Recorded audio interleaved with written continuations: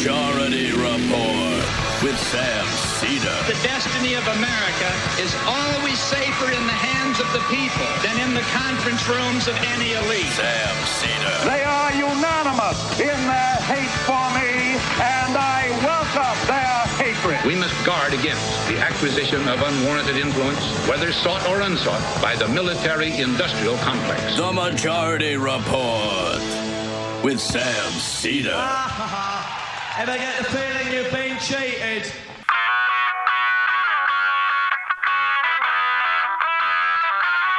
It is Tuesday, February 11th, 2020. My name is Sam Cedar. This is the 5-time award-winning Majority Report. We are broadcasting live steps from the industrially ravaged Gowanus Canal in the heartland of America. Downtown Brooklyn, USA. It is New Hampshire primary day. Polls opened 5 hours ago. In fact, in some places, 12 hours ago. On the program today, Dave Weigel to commentate on and report on said primary. Also on the program today, Bill Barr acknowledges he has quasi-deputized Rudy Giuliani to investigate Hunter Biden. Finally, the nation is secure. Learned my lesson.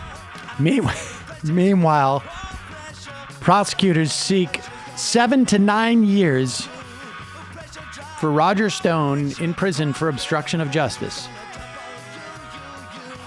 Trump administration goes to war with our states over immigration.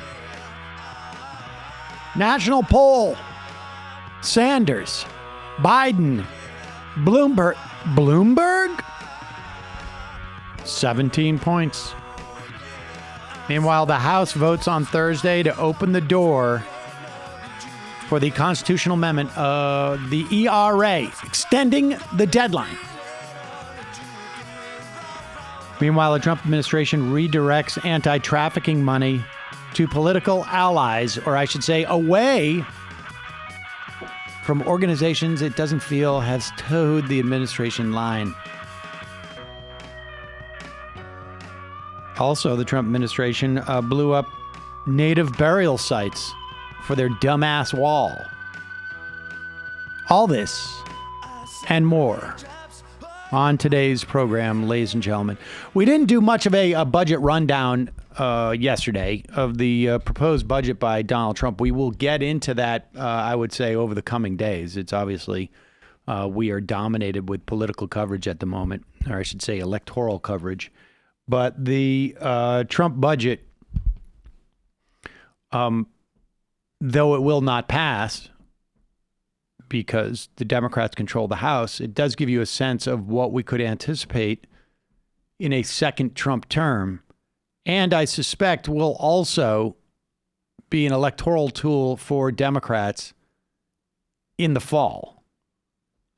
We will get to that, but too long didn't read. Spoiler alert, cutting Medicare, cutting Medicaid, although they've already basically begun the process of cutting Medicaid in terms of its block grants, and cutting Social Security. Are we streaming the audio? We're working. There's something going on with the audio computer, so we're recording it now. We're hoping to get the stream up soon. Oh, okay. Can we put out a tweet or something like that? You got to let me know if we're having that type of problem. I can't hear from Kyle. Kyle's too upset about it. He already texted me. Having a little bit of technical difficulty with our audio-only stream, ladies and gentlemen. The bedrock of our show. But getting back to the electoral politics at hand, of course, New Hampshire this is pretty big because this is basically where Joe Biden can get eliminated from the race. It also has, I think, big implications for Bernie Sanders. If Bernie Sanders does not come in first, a solid first, I think it's going to be a problem for him. I think Elizabeth Warren has to come in third to stay viable. I think this is the last hurrah for Pete Buttigieg. And Amy Klobuchar, I don't know what to tell you. I mean, I have no idea. I mean, when Sanders wins, but it's very likely that he wins, you're going to see a tremendous amount of poo-pooing his victory. I understand why people get upset about this, but understand that it's really, if you support Sanders, it's not necessarily a bad thing. There is a certain delusion that's going on with a certain segment of the party. And that is that they have been unable, and it gets worse almost every day, to coalesce around an anybody but Bernie candidate. And it appears that Michael Bloomberg has been soaking up all of the resources. He's literally meeting with big donors, not because he wants their money. He doesn't need it. He's a billion. He's like, how many billions of dollars he have? 65, something like that. He drops $1 billion on this campaign. I mean, like, I'm trying to figure out, like, what is 1/65th of, like, my net worth? And I feel like it's like, you know, it's somewhere around like me buying a new car or a couch is somewhere in there. Somewhere in between there is 1/65th of my net worth, maybe closer to a couch, and not a terribly expensive one. And for him, that's a $1 billion worth of a campaign. I don't know. I got to figure that out. Couch. Yeah, maybe a decent couch. And he is soaking up all of the campaign staff and all the resources. He's telling donors don't donate to Joe Biden. Soon, Pete Buttigieg will suffer the same fate, I think. But there's a real problem with Michael Bloomberg. And I've heard, you hear a lot of anecdotal stuff like, I like Bloomberg. Well, Mike Bloomberg has spent several $100 million in basically having just ads that extol his virtues and has dealt with really no criticism. He hasn't been on the debate stage. If you watch TV, if you're watching MSNBC in the morning, Steve Ratner literally manages his money, but then opines about what a great guy he is. I got news for you. If you want to give me the fees on managing your $65 billion, or even just like $2 or $3 billion, I'm probably going to have some positive things to say about you. Now, one of them will not be that you pick your money managers well, but aside from that. But here is why Mike Bloomberg, just exhibit A of literally, I don't know, 20, like you go, I think, I feel like you go to like at least like GGG as you go around the alphabet and present all these exhibits.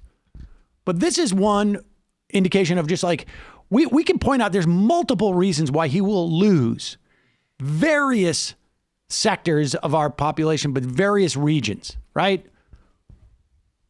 Where he just will lose outright in a general election. One of it is that his policies in New York City were about as close to explicitly racist as you can get. And his justifications for them, even when he knows he's talking more or less in public, exhibit that. Let's go back to this. Here's Ben Dixon of the Ben Dixon Show, has dug up we're talking 5 years ago. This is not 1955, some time when Bloomberg went to the Aspen Institute and expanded upon what he thought should happen with the Negro in the city, as it were. This is 2015. At the Aspen Institute, He gave a speech. Apparently, Bloomberg had the video blocked, but somebody audio taped it. 95% of your murderers and murder victims fit one MO. You can just take the description, Xerox it, and pass it out to all the cops. They are male, minorities, 15 to 25. That's true in New York. It's true in virtually every city in the country. And that's where the real crime is. You've got to get the guns out of the hands of the people that get killed. So you want to spend the money, get a lot of cops in the street, put those cops where the crime is, which means in the minority neighborhoods. So this is one of the unintended consequences is people say, oh my God, you are arresting kids for marijuana that are all minorities. Yes, that's true. Why? Because we put all the cops in the minority neighborhoods. Yes, that's true. Why do we do it? Because that's where all the crime is. And one of the ways you get the guns out of the kids' hands is to throw them against the wall and frisk them. And then they say, oh, I don't want that. I don't want to get caught, so they don't bring the gun. They still have a gun, but they leave it at home. All right, let's just go through this. I mean, aside from the fact that his 95% figure is incorrect, the idea that because most murders happen in within a specific demographic means that you have license to take every member of that demographic and criminalize them.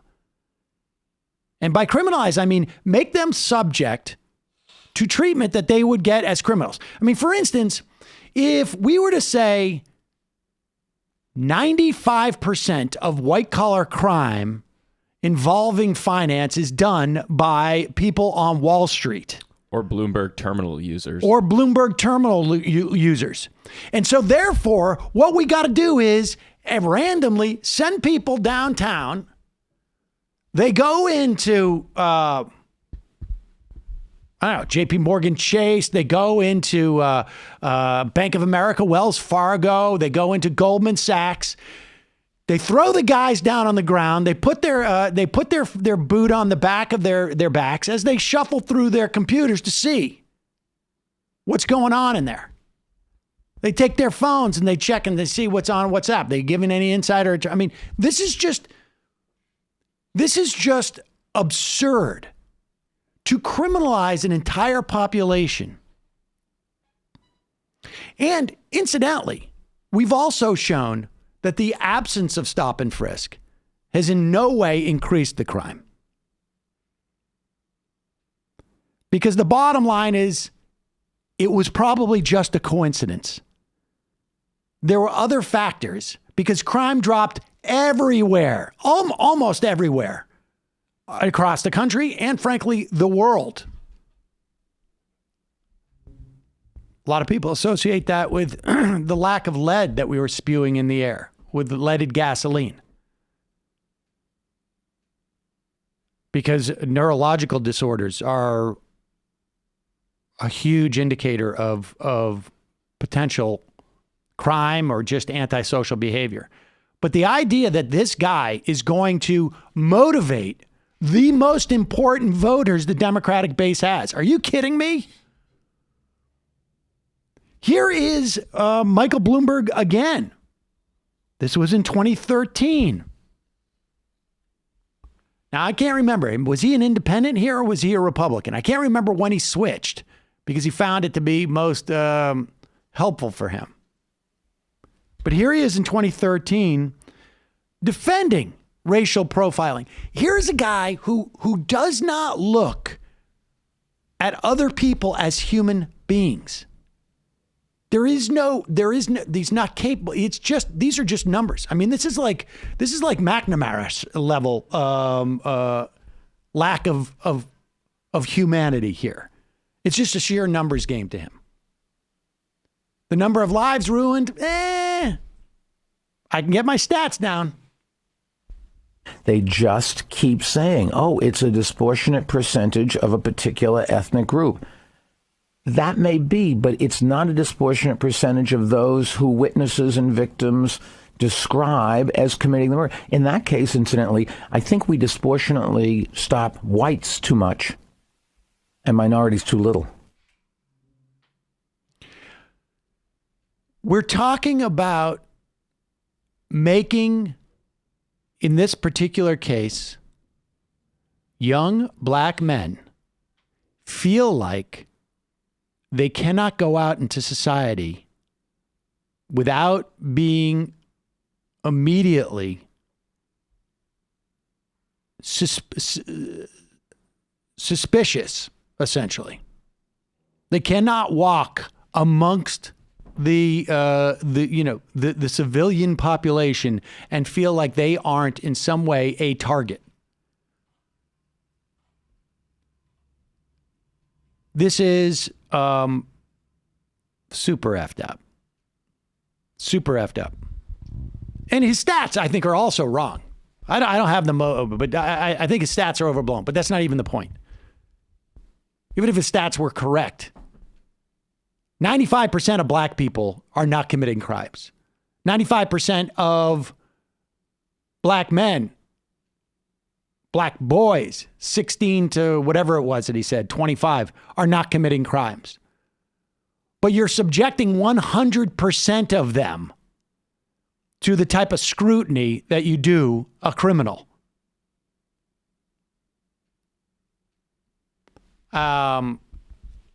It really, it's disgusting. It's disgusting. It is sociopathic in its own right. There's just absolutely no sense that who he's talking about are human beings who have lives, who have mothers and fathers and sisters and brothers, and ultimately will have kids. Like, will go through their lives. It really is stunning. So F. Michael Bloomberg. Appreciate your knocking Joe Biden out, but once that's done, maybe you should use your money for something different. Really, just, oy.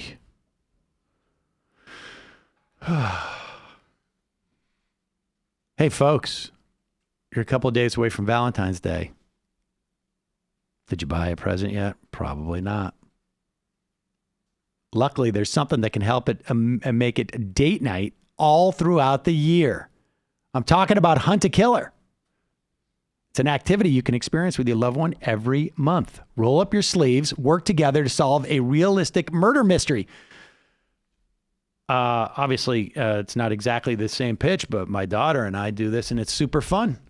Super fun. She got into, like, she was watching, she was like constantly doing Law and Order things. And I told her about this, and she was just like, it went through the roof. It's the only time she talks to me. Hunt a Killer thrusts you and your friends or family into an ongoing murder mystery investigation. The game brings people together by challenging them to decode ciphers, examine clues, solve puzzles.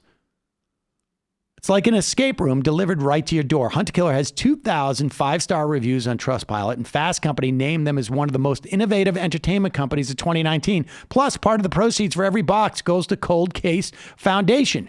Mile and I have a flow chart. What do you call it? It's not a flow chart. I get the string and the tacks. And it was all about a murder that took place at a reunion. I'm not going to tell you anymore. A college reunion. It's fun. It's fun. I mean, I actually think it helps with some of her, like, reasoning skills. And it's the only thing that she does is not on the phone for like more than 5 minutes at a time. Right now, just for our listeners, you can go to huntakiller.com/majority. Use the promo code majority at checkout for 20% off your first box. They send you a new box every month. So it's like it's like a new episode almost, as it were. Head to huntakiller.com/majority for 20% off and show support for this program. That's huntakiller.com/majority. All right, folks, quick break. Right back with Dave Weigel.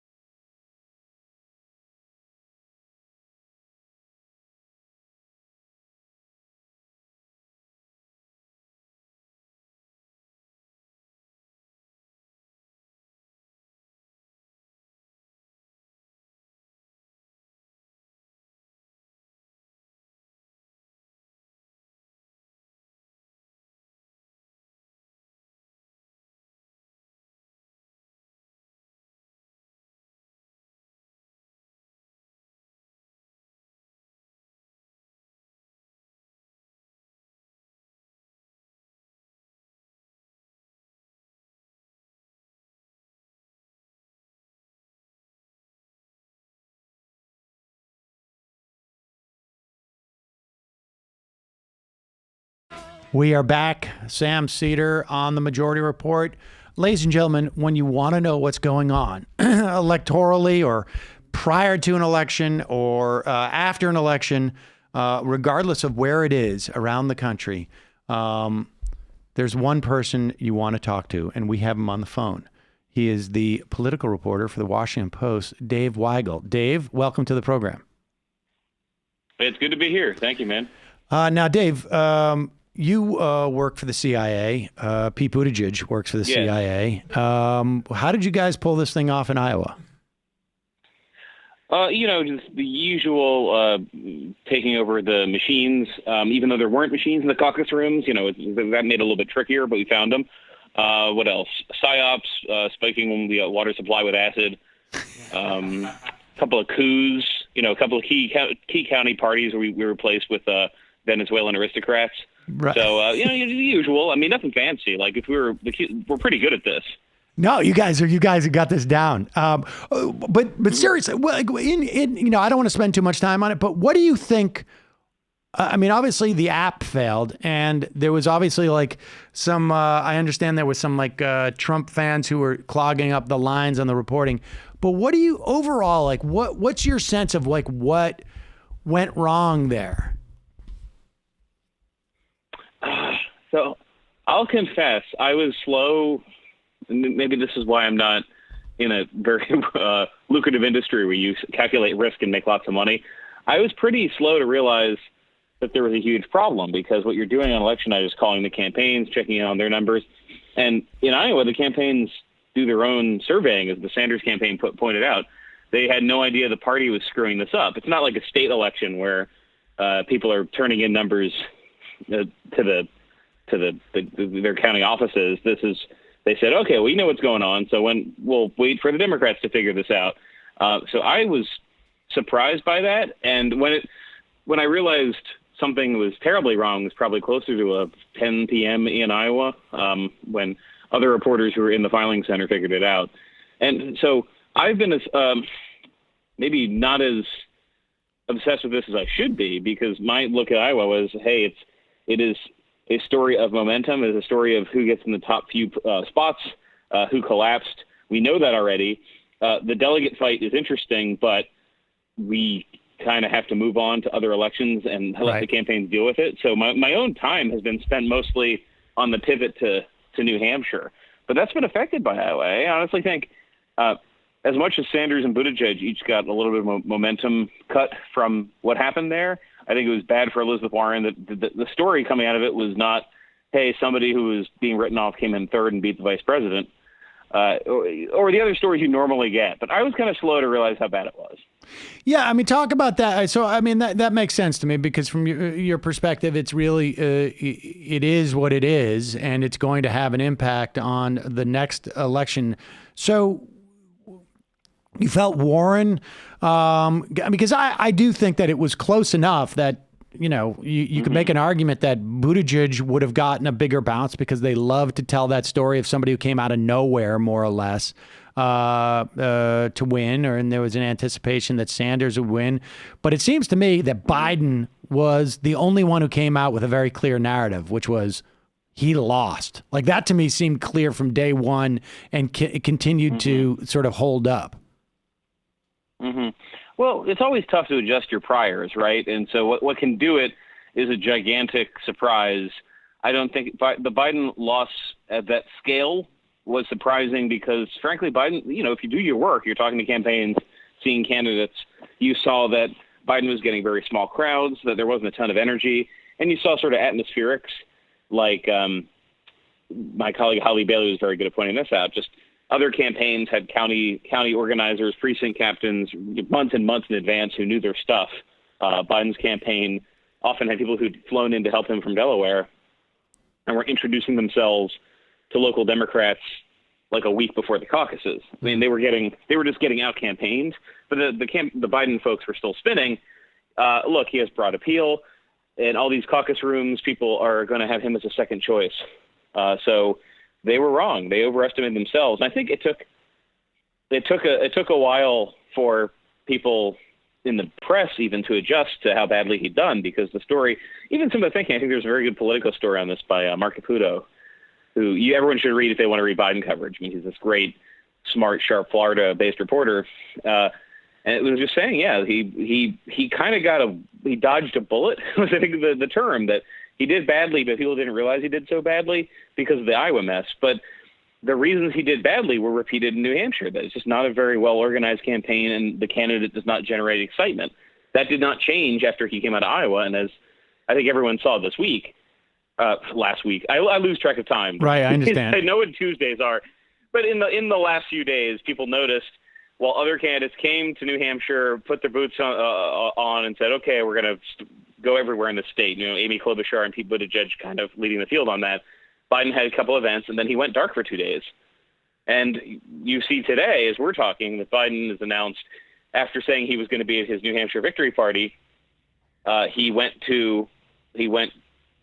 and changed it and is going to South Carolina tonight instead, leaving supporters, get out the vote people, to get the vote out for a candidate who's giving up on the state. Those were problems in Iowa. They're going to be problems going ahead for him. I mean, he could have a comeback of some kind, and the campaign will engineer that. But if you're paying attention, all the problems that manifested in Iowa were just there screaming out to be noticed. What do you make of the fact, it's funny because I have a friend who lives up in northern Massachusetts, and he said, we were going to go up and see some Biden events, and he doesn't seem to be even campaigning. Like, he said this to me 4 or 5 days ago, and I said, yeah, that must be, you just have the wrong sheet of paper. There's just no way he's not going to campaign for 2 days. That doesn't make any sense. What was that about?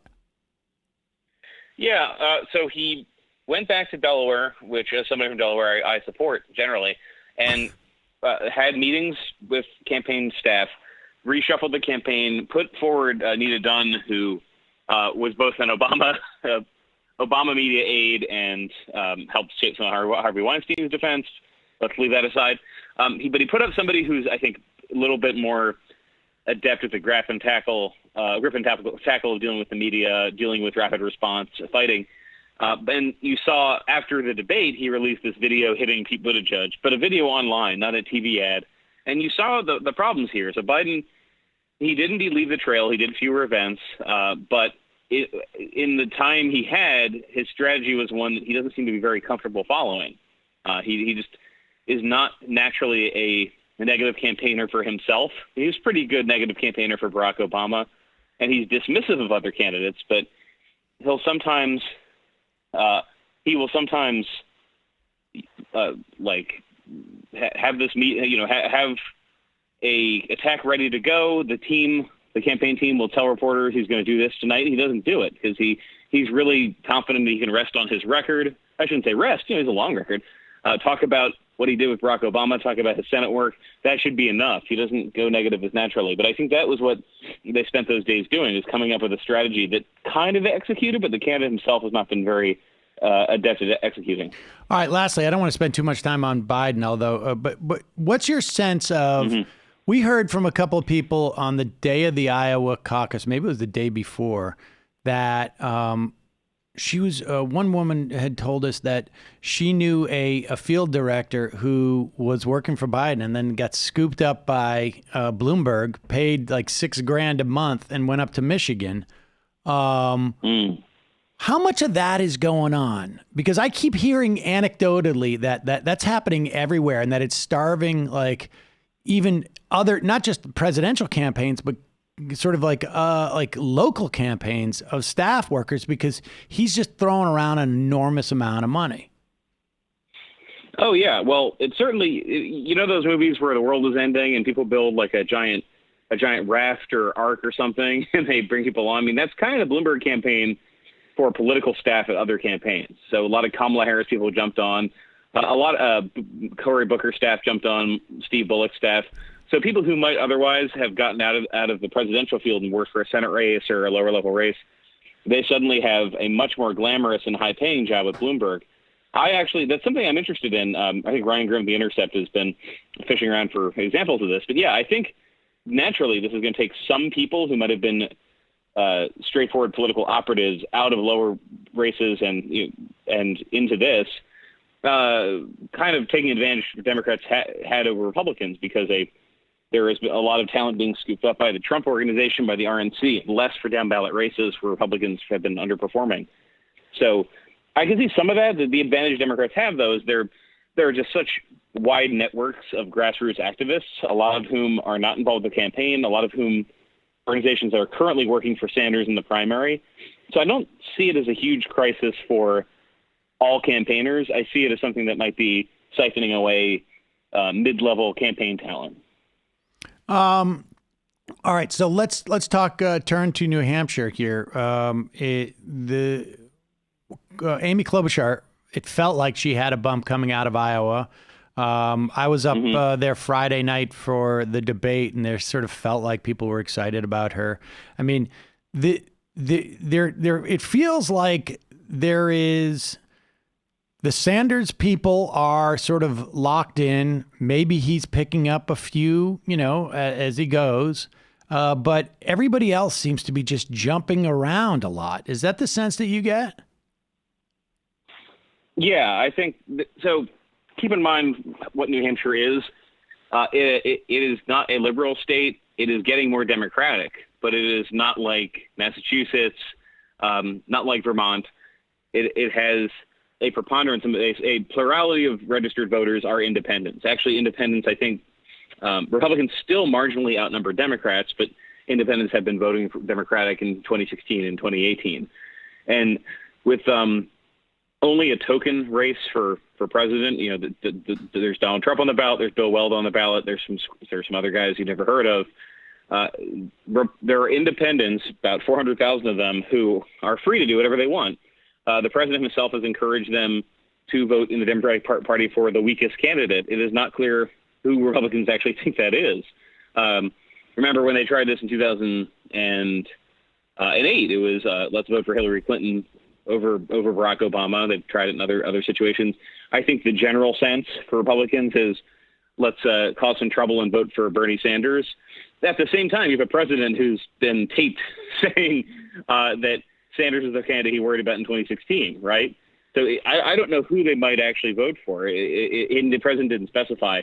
But there are more people who will vote sincerely, and I met them, frankly, a lot of people at rallies for Buttigieg and for Klobuchar over the last week.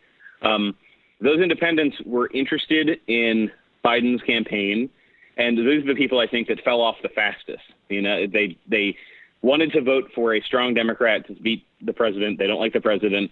They looked at Biden, they thought it was him, and they got scared because they think he's just falling apart, that he looks weak on the trail. So I think that is where the movement is going to Klobuchar and to Buttigieg. I don't think much is going to Warren. The polling's been all over the map. She's been fairly solid in third place, and the question has been if somebody moves up 5 points, moves down a few points, if they would beat her for third place. That's a whole other discussion because it's about delegates. But when it comes out to where the moderates and the Biden voters are moving, it is absolutely to Buttigieg and Klobuchar. I mean, Michael Bennet is still here trying to make some things happen. I have not seen much movement in that direction. I forgot about him. He's still here. Oh. Making literally his last stand here. I mean, he said if he does not place in the top four, he is going to drop out, and he is not. I was going to say top four. I mean, what is the betting line on that? Because I feel like that is one bet I would try and make that this could be it for him. He said so. I mean, he's actually gone to TV and said, I need to place the top four. This is it for me. Yeah. Yeah. But anyway, the point with him and everyone else is, there are options. And I think what you're going to see, maybe skipping ahead, what you're going to see on Wednesday, if Sanders wins, especially if it's not super decisive, let's say he wins by 6 points or something, the spin will be, well, he won because moderates divided themselves between too many candidates. Look at all the votes he lost from last time. I think that's what the spin is going to be. And it will be not crazy because you will have had a state where independent moderates can vote. And that they will have said, okay, we are undecided about which of these two or three candidates we want, but if Biden drops out and there's just two moderates and Warren, it could get interesting. I'm not saying Biden's about to drop out. I'm saying if he really keeps tanking, those voters might fly off faster than people thought. And there's an idea that no one else has appeal with black voters. That is not wrong so far. but no one has tested a race for black voters without Biden in it. Right. And there are a lot of fairly moderate black voters in these states who had a chance to look at Sanders all year, decided they're not really on board with it. Black voters over 30 generally have been resistant to him, so we don't know where they'll go, but black voters in New Hampshire are not a huge factor. Let's just talk about just general turnout. But before we get there, actually, so you're saying that but Biden would have to drop out before Nevada and South Carolina, right? Because if he drops out just before, let's say, Super Tuesday or after Super Tuesday, Mike Bloomberg comes into the picture in Super Tuesday, correct? He does, yes. So there's Mike Bloomberg jumps in.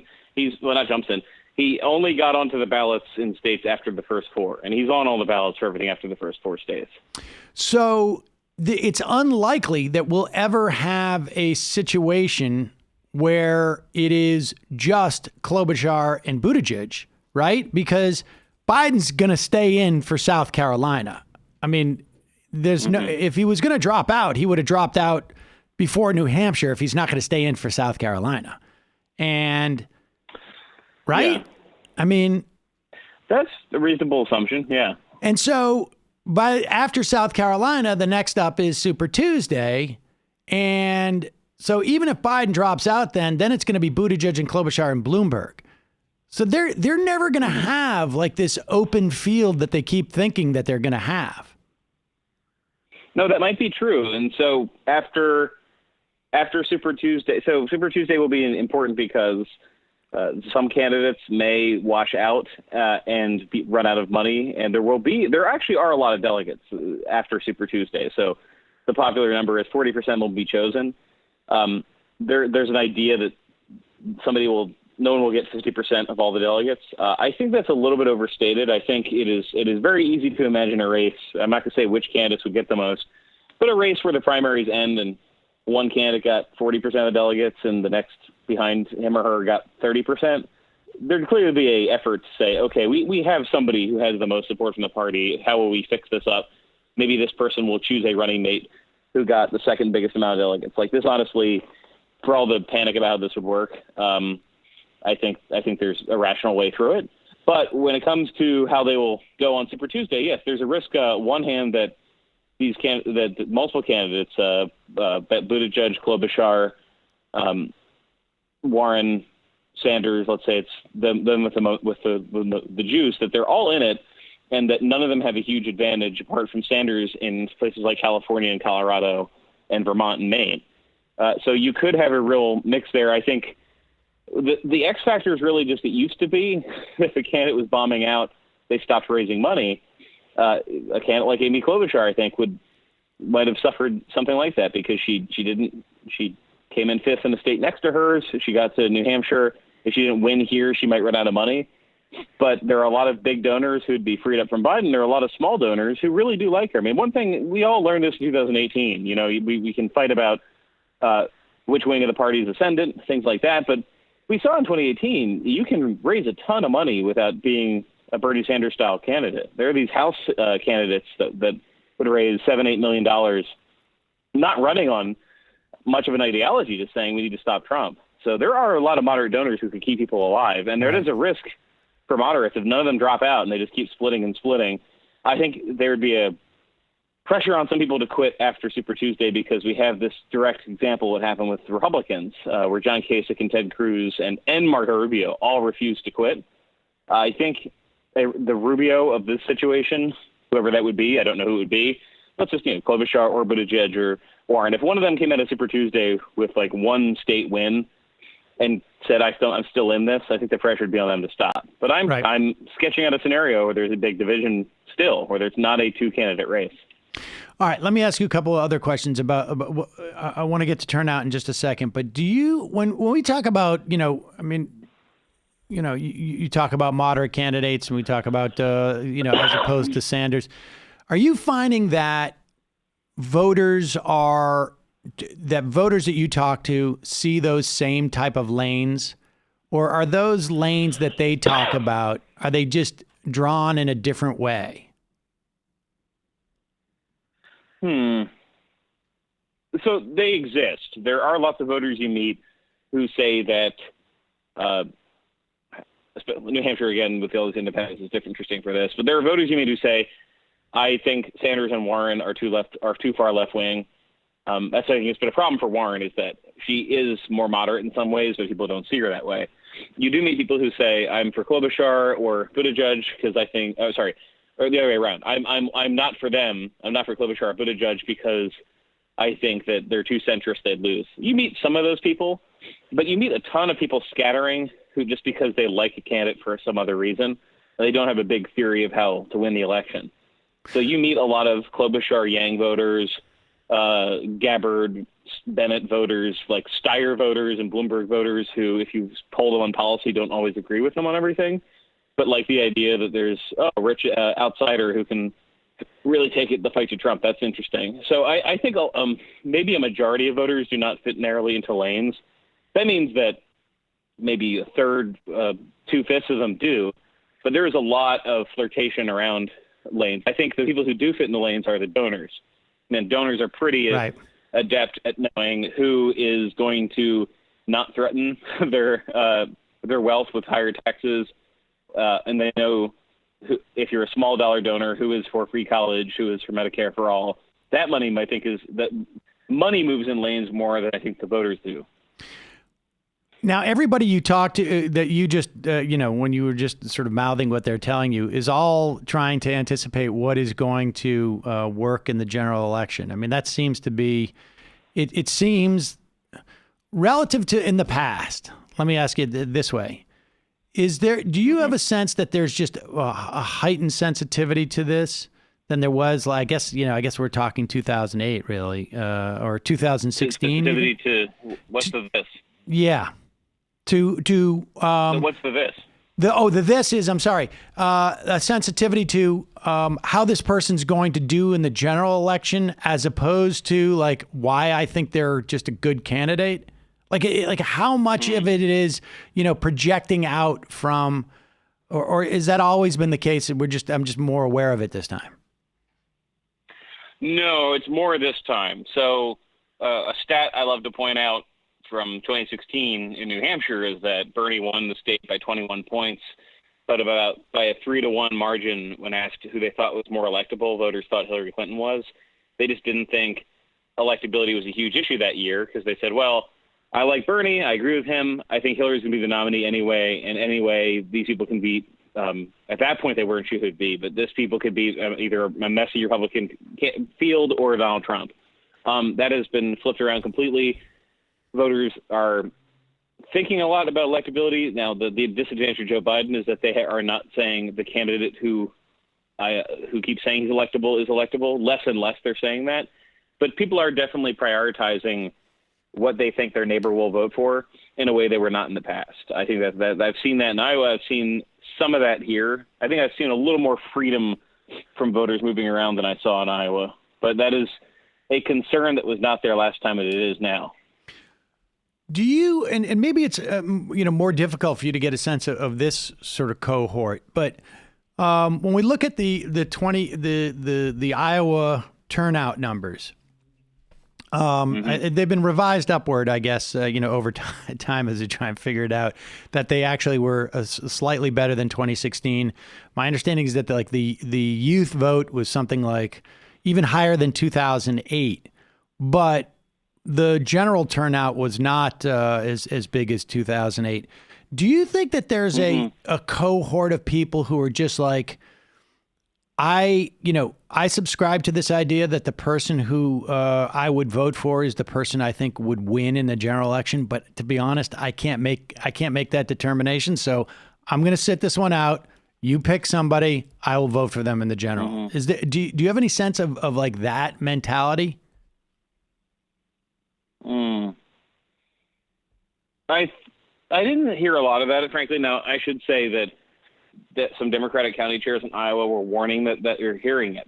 They had neighbors who were like, I'm confused. There's too many candidates. I'll vote for whoever the nominee is. They heard that anecdotally, but I don't think that was as big of a factor as, people have for all the talk of how united they are against Trump, there are people who left the party, and Iowa was a place where they did that. The registration for Democrats is not terrible, but there are a lot of older white voters who just bailed on them for the Republican Party after 2014, and they didn't all come back. So that's why I'm kind of reserving judgment on that for New Hampshire. Certainly the exhaustion with the campaign, with Trump and with the candidates, I think that's moving a couple of comfortable voters off back on the sidelines, but not a ton. I think it's more that, like, I would like to see what happens in some of the states where Democrats have lost more ground or where they've gained more ground. For example, West Virginia, which Hillary Clinton won in 2008 and Bernie Sanders won in 2016, the Democratic turnout was way, way down because people had bolted out of the party. So for the excitement people had about Sanders doing well there should have been tempered for lots of reasons, but one being that voters clearly were not interested in voting Democratic in the fall. But in a state like Virginia, which votes on Super Tuesday, in a state like Nevada, which is gaining population fast, and really Democrats are dominant in the state now, I want to see what the turnout is there. Underlying all this, though, the Sanders theory, which is different than some candidates' theories, is Democrats lost the working class. We didn't give anything to vote for. We're going to give them a reason. The people who don't vote, the people who are not registered, the people who think politics is stupid, we'll give them something to vote for, and they'll vote for us. That has not quite been happening, but it's only been one state. But that is the number one thing I have my eye on. Right. Is that now the youth that came out? That's not indicative of that. I mean, I guess maybe it's just a question of which cohort. I mean, the idea is that the theory is they're bringing out low propensity voters, right? Like low propensity voters, however you define that. That's true. Yes, that's definitely true. That would help in swing states, but one of the premises of Sanders is there are white working class voters who are waiting for a real progressive message, and they'll abandon Trump. I'm not trying to be blasé about it. I mean, it's more complicated than that, but in 2018, that didn't happen. They had people, very famous candidates like Randy Bryce and Jess King, and there were less famous candidates like your Matt Morgan in Michigan, people who won the nomination, Dana Balter in New York, people who won the nomination on Medicare for All, and they got some looks from The Intercept or progressive media at, let's see if this person can pull this off, and they just didn't. There just was not the same willingness to it. And I'm not making a direct comparison, but I've seen this happen with Republicans. Or they'll have, this is the candidate who's going to go down there and make inroads with Latino voters, and they can't because they're running as Donald Trump's Republican Party, and people are too polarized now. So I think that was a source of worry in Iowa. And then for the party writ large, most of the party is not behind Sanders right now. The party writ large, they're just worried about those people being kind of sleepy and saying, I'm just tired and exhausted. It's a real thing. I mean, for voters who are not, let's be frank, their lives will not change that much. Their lives did not change much in the last 4 years. So, you're not an immigrant. You're not a woman who has had your health care plan changed and contraception taken away. There are more comfortable voters, comfortable middle class, upper class voters.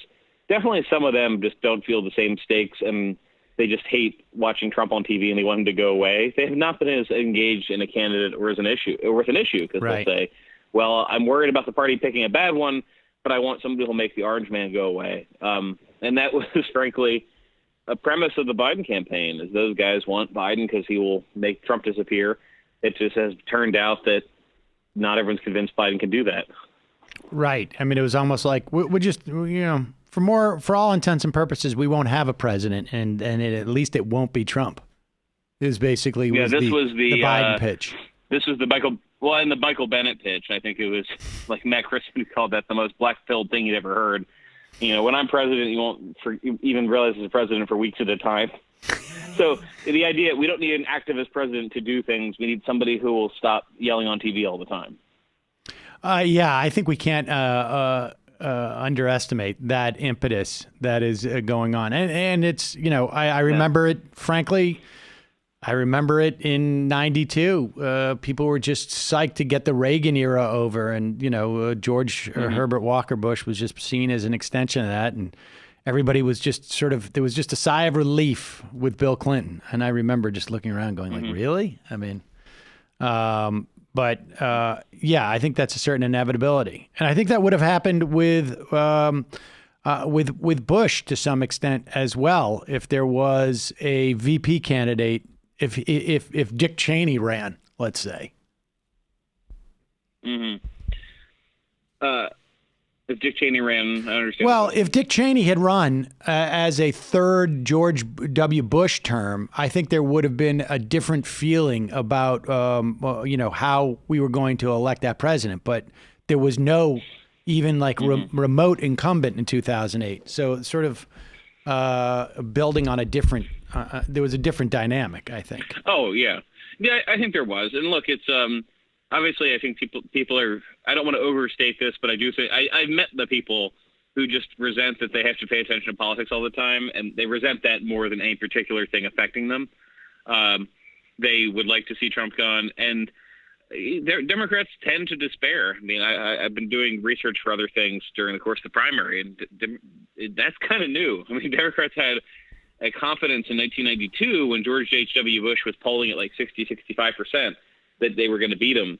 And right now they'll see a poll where Trump is at 47 or 48, and they'll say, oh, no, we can never win. And it is incredible that they have that lack of confidence. But if you're a fairly comfortable voter, you can look at that and say, I don't want to think about this. Let me go watch something on TV. Trump. To be fair, we've had two elections where the popular vote winner in the past 20 years, where the popular vote winner lost. So that 46%, it really sort of depends on how it's distributed on some level. And I would also add, Bill Clinton did not get 50% of the vote. People forget this, but the guy won with 44% of the vote. And so, if some is rational. I'm just saying there was more worry even than there used to be about this but you've identified it's because people have won the election, like the kind of vote total that would win them any election except for presidential election because of the Electoral College, and that would naturally cause a trauma. So, all right. So, New Hampshire, we know what the polling is. Right now, it looks like Sanders, Buttigieg, and then I guess Warren and Klobuchar and Biden are all sort of like, bunched together there.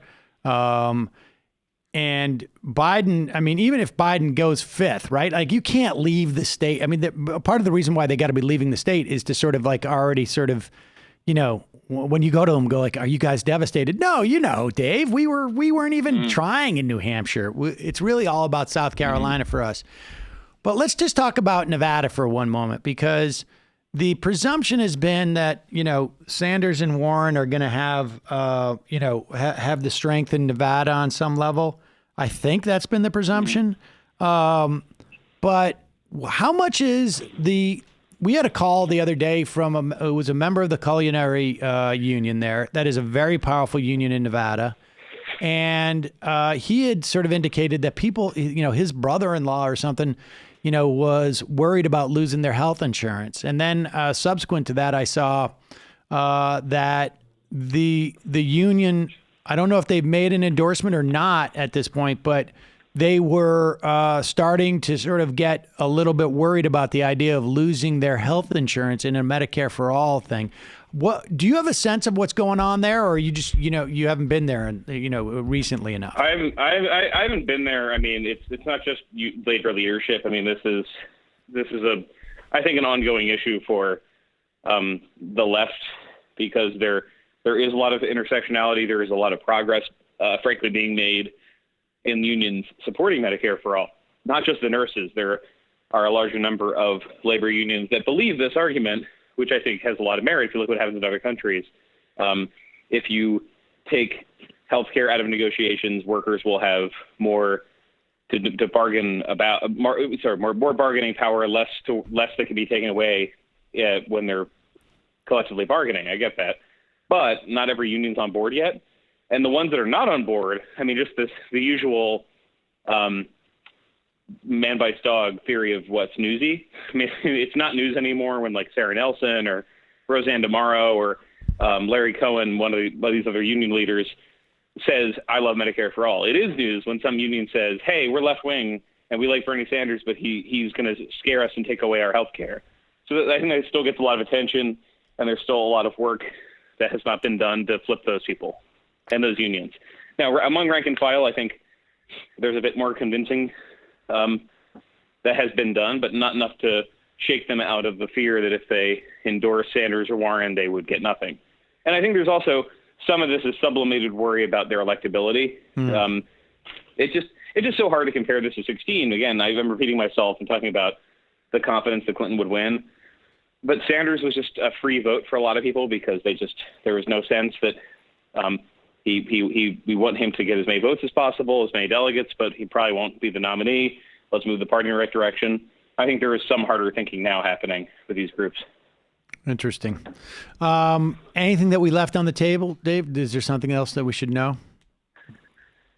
No, I think that's it. I mean, are there any particular bellwethers? Like when you watch tonight, what's the first thing that you're going to like pay attention to? It's not that place, Knobby Creek or wherever it is at midnight. What is the one that you're? Notch. No. What is the first thing that you look for? Well, it depends what comes in, but I mean, I'm basically comparing results from what we saw in the last primary and the last election here. So Bernie Sanders did well everywhere, but there are some actually places like Hanover where Dartmouth is, and people where academics, people who live in a college town were more loyal to Hillary Clinton. I'm seeing where they're going. I'm seeing where the more working class towns like Manchester, like Berlin, Berlin's very small. I'm seeing where they go. I think Nashua and also places like Bedford, the suburbs of, well, Nashua is a city that's been getting more and more Democratic. Bedford's a classic example of a place that was a pretty Republican suburb that has become very skeptical and flipped to Democrats. So I could start just naming towns forever, but I'd say basically look at some of these suburban towns where Republicans win the general election and look at some of the left-wing towns. The thing that I'm still trying to calculate is where are the moderate independents or the conservative independents what are they going to do? So in Rockingham County, which is kind of the Republican redoubt of the state, it's got all the towns where people fled Massachusetts for lower taxes and easier access to guns. Yes. Like your Derrys and Salems and things like that. Watch that area. I mean, I'm just interested to see where that's trending, because I'm not expecting actually many people to go out and troll a vote for Sanders. I think if Buttigieg is doing very well in those areas, if he's capturing people who would have voted for whoever the moderate candidate is, I think that's going to be very telling. And same thing with Klobuchar. Like she spent the last couple of days kind of crisscrossing, but like look for those towns where she wouldn't have done very well a week ago, but people might have bailed on Biden. So again, Salem, Derry, Milford, places like that. Okay, interesting. All right, Dave Weigel, thank you so much. Really appreciate it. I talked to you, and I feel like in addition to having been mind control because of your CIA background, I also feel like I have a better sense of what's happening up there. Oh, I appreciate it. Thank you. Yeah, all I know about New Hampshire is you can run a packy run on Sundays. So. No, I don't know it as well as I know Iowa, but I guess I'll never be back in Iowa again, given how things went. So yeah. Dave Weigel, always a pleasure. Hope to talk to you again soon. Thanks, man. Thanks. Oh, and folks, got to sign up for the trailer. Sign up for, we'll put a link where you can get his email. Now is the time, ladies and gentlemen, to listen to the trailer. Matt, since you looked at me like you didn't know what I was talking about, there used to be, I don't know if it's still the case in Massachusetts, blue laws, which means that you can't sell alcohol on a Sunday. And because of the Puritans. And so what a lot of people would do is go up to New Hampshire, right across the border. They would have sales tax-free booze. So you load up your car, and you bring it back to Massachusetts. And if you forget that you don't have any booze on a Sunday, you take a little ride. It was called a what?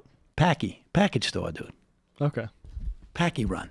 Okay. That's what they call alcohol, Package store. Yeah. Yeah. It's where you buy your booze. Take a packy run. Go right across the border on like 93, I think it is. There's like a huge state liquor. It's like an emporium. It's unbelievable. Sounds amazing. Yeah, no, it's really sweet. You should check that out if you ever go up there. Folks, just a reminder, this program relies on your support. Oh, wait, before you even get to that, I should tell you about tonight. Tonight, we're doing live coverage of the New Hampshire primary. And joining us in studio, Nomiki Const of the Nomiki Show. I finally got to practice how to say her name. For years, I said Nomiki, and it turns out to be Nomiki.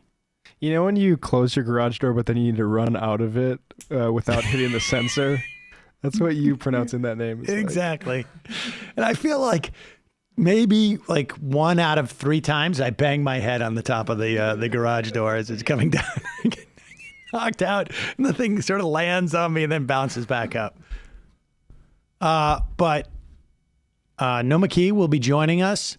We'll also, I think Jamie is supposed to call in just a few minutes. To give us a report from New Hampshire. She saw the Stroke Show, I think. Yeah, I think that's basically what she's going to give us, a review of the Stroke Show. And Jack Crosby, who writes for the AM Quickie, will be calling in from New Hampshire. We may hear from Virgil, Texas tonight. It's possible, unless he's eating a salad. He wants to call in with his prediction in the Fun app? He wants to call in with his prediction, and he wants to make sure that you hype it before he does so. We are the podcast of record for That's the right. live. Exactly. All right. Well, fine. We'll do that. Like Tim Russert. So stick with us. We'll be back. We're going to probably start streaming tonight about 7 p.m. And we'll go as long as it takes for us to get the results from Iowa even. We'll actually get results this time. Yeah, I think that's going to be the case. In the meantime, don't forget this show relies on your support. You can become a member by going to jointhemajorityreport.com. Folks, we've just basically done this. We're going to roll it out soon. Video on the app for members. And in fact, members can get video on even the iTunes podcast app. They can get video. Like the full show? Or do I don't think we're going to do the full show yet. We got to test that out, see if we can get it compressed enough. But extra bonus videos, full show, we'll have links to. But we're making the member experience even more glorious. So join themajorityreport.com. You won't believe what we're going to have for you coming in the weeks and days. We're going to have a special hotline for phone calls for members only. Yeah, no, things are getting crazy around here. So check it out, jointhemajorityreport.com. Also, justcoffee.coop, fair trade coffee, tea, or chocolate. Use the coupon code MAJORITY, get 10% off. And listen to the AM Quickie. Go subscribe. It's completely free. You can listen on the app, or you can listen any podcast thing. You can subscribe to all of it via amquickie.com. Again, free. Just a reminder, Hunter Killer, the activity that allows you to work as a team and investigate crime in the comfort of your own home.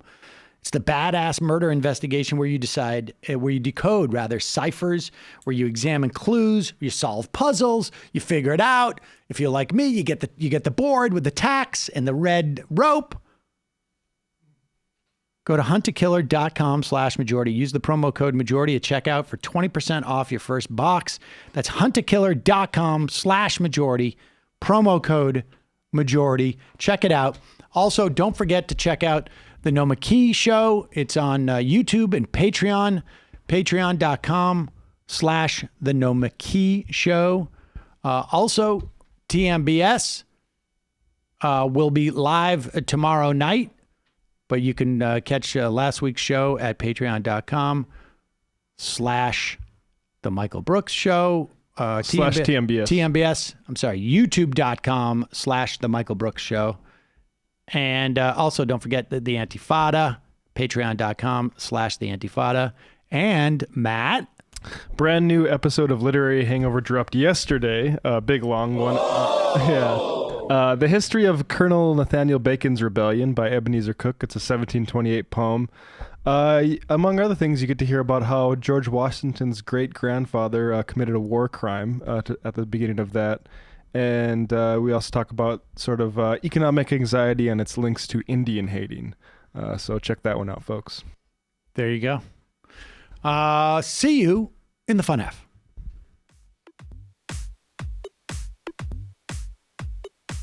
Left is best.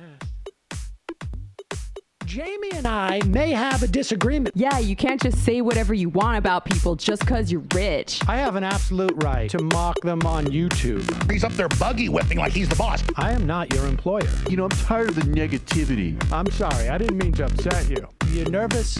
You're a little bit upset? You're riled up? Yeah, maybe you should rethink your defense of that, you fucking idiots. We're just going to get rid of you. All right. But dude. You want to smoke this joint? Yes. Do you feel like you are a dinosaur? That's some good shit. Exactly. I'm happy now. It's a win-win. It's a win-win-win. Oh, hell yeah. Now listen to me. 2, 3, 4, 5 times. 847-906-501-457. 2, 38, 56, 27. 1/2. 5 8s. 3.9 billion. Wow. He's the ultimate math nerd. Don't you see? Why don't you get a real job instead of spewing vitriol and hatred, you left-wing Limbaugh? Everybody's taking their dumb juice today. Come on, Sammy. Dance, dance, dance.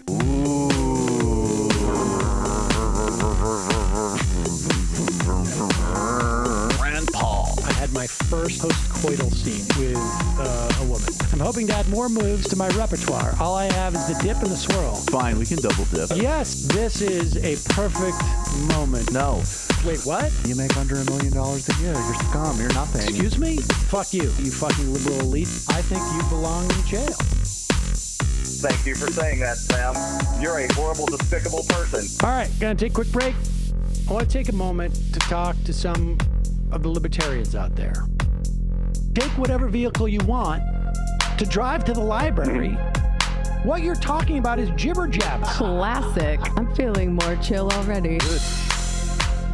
Donald Trump can kiss all of our asses. Hey, Sam. Hey, Andy. You guys ready to do some evil? Hitler was such an idiot. That guy might be a Nazi. Agreed. No. Death to America. You. Yes. Wow. Wow, that's weird. No way! Unbelievable. This guy's got a really good hook. Throw our hands up. Ooh. Wow. But Sam, I gotta get off. No worries. Let's. I want to just flesh this out a little bit. I mean, look, it's a free speech issue. If you don't like me, Hey, shut up! Thank you for calling into the Majority Report. Sam will be with you shortly. yes, ladies and gentlemen, it is the famous fun half of the program wherein we have fun, we take phone calls, we take your IMs, we do all of those things, and we play videos of stuff that's happening up in New Hampshire. Shall we compare and contrast Bernie Sanders talking about racism and criminal justice and Pete Buttigieg trying to argue that he is the candidate who will represent the hopes and dreams of black folk, I guess, right? Well, I think what Buttigieg is going to do is he's going to determine that we've got to go forward, then back, to go forward again, to reshape the shape of what things are. And I think we're all pretty much on the same page that we don't like the shape of things today, but that doesn't mean that we can't have a better shape tomorrow.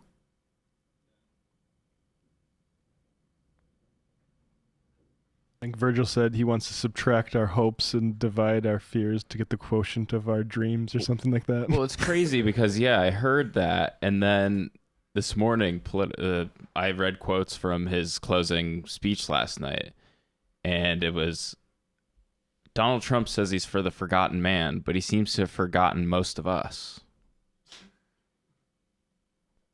Him? Is he in that us? I don't know. I mean, because Donald Trump has literally mentioned him by name.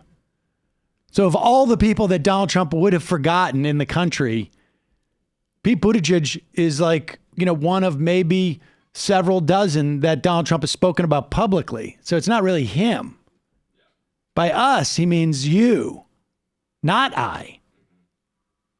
Anyways, here is Pete Buttigieg sitting down with, well, let's listen to Bernie Sanders first, and then we'll go to Pete Buttigieg.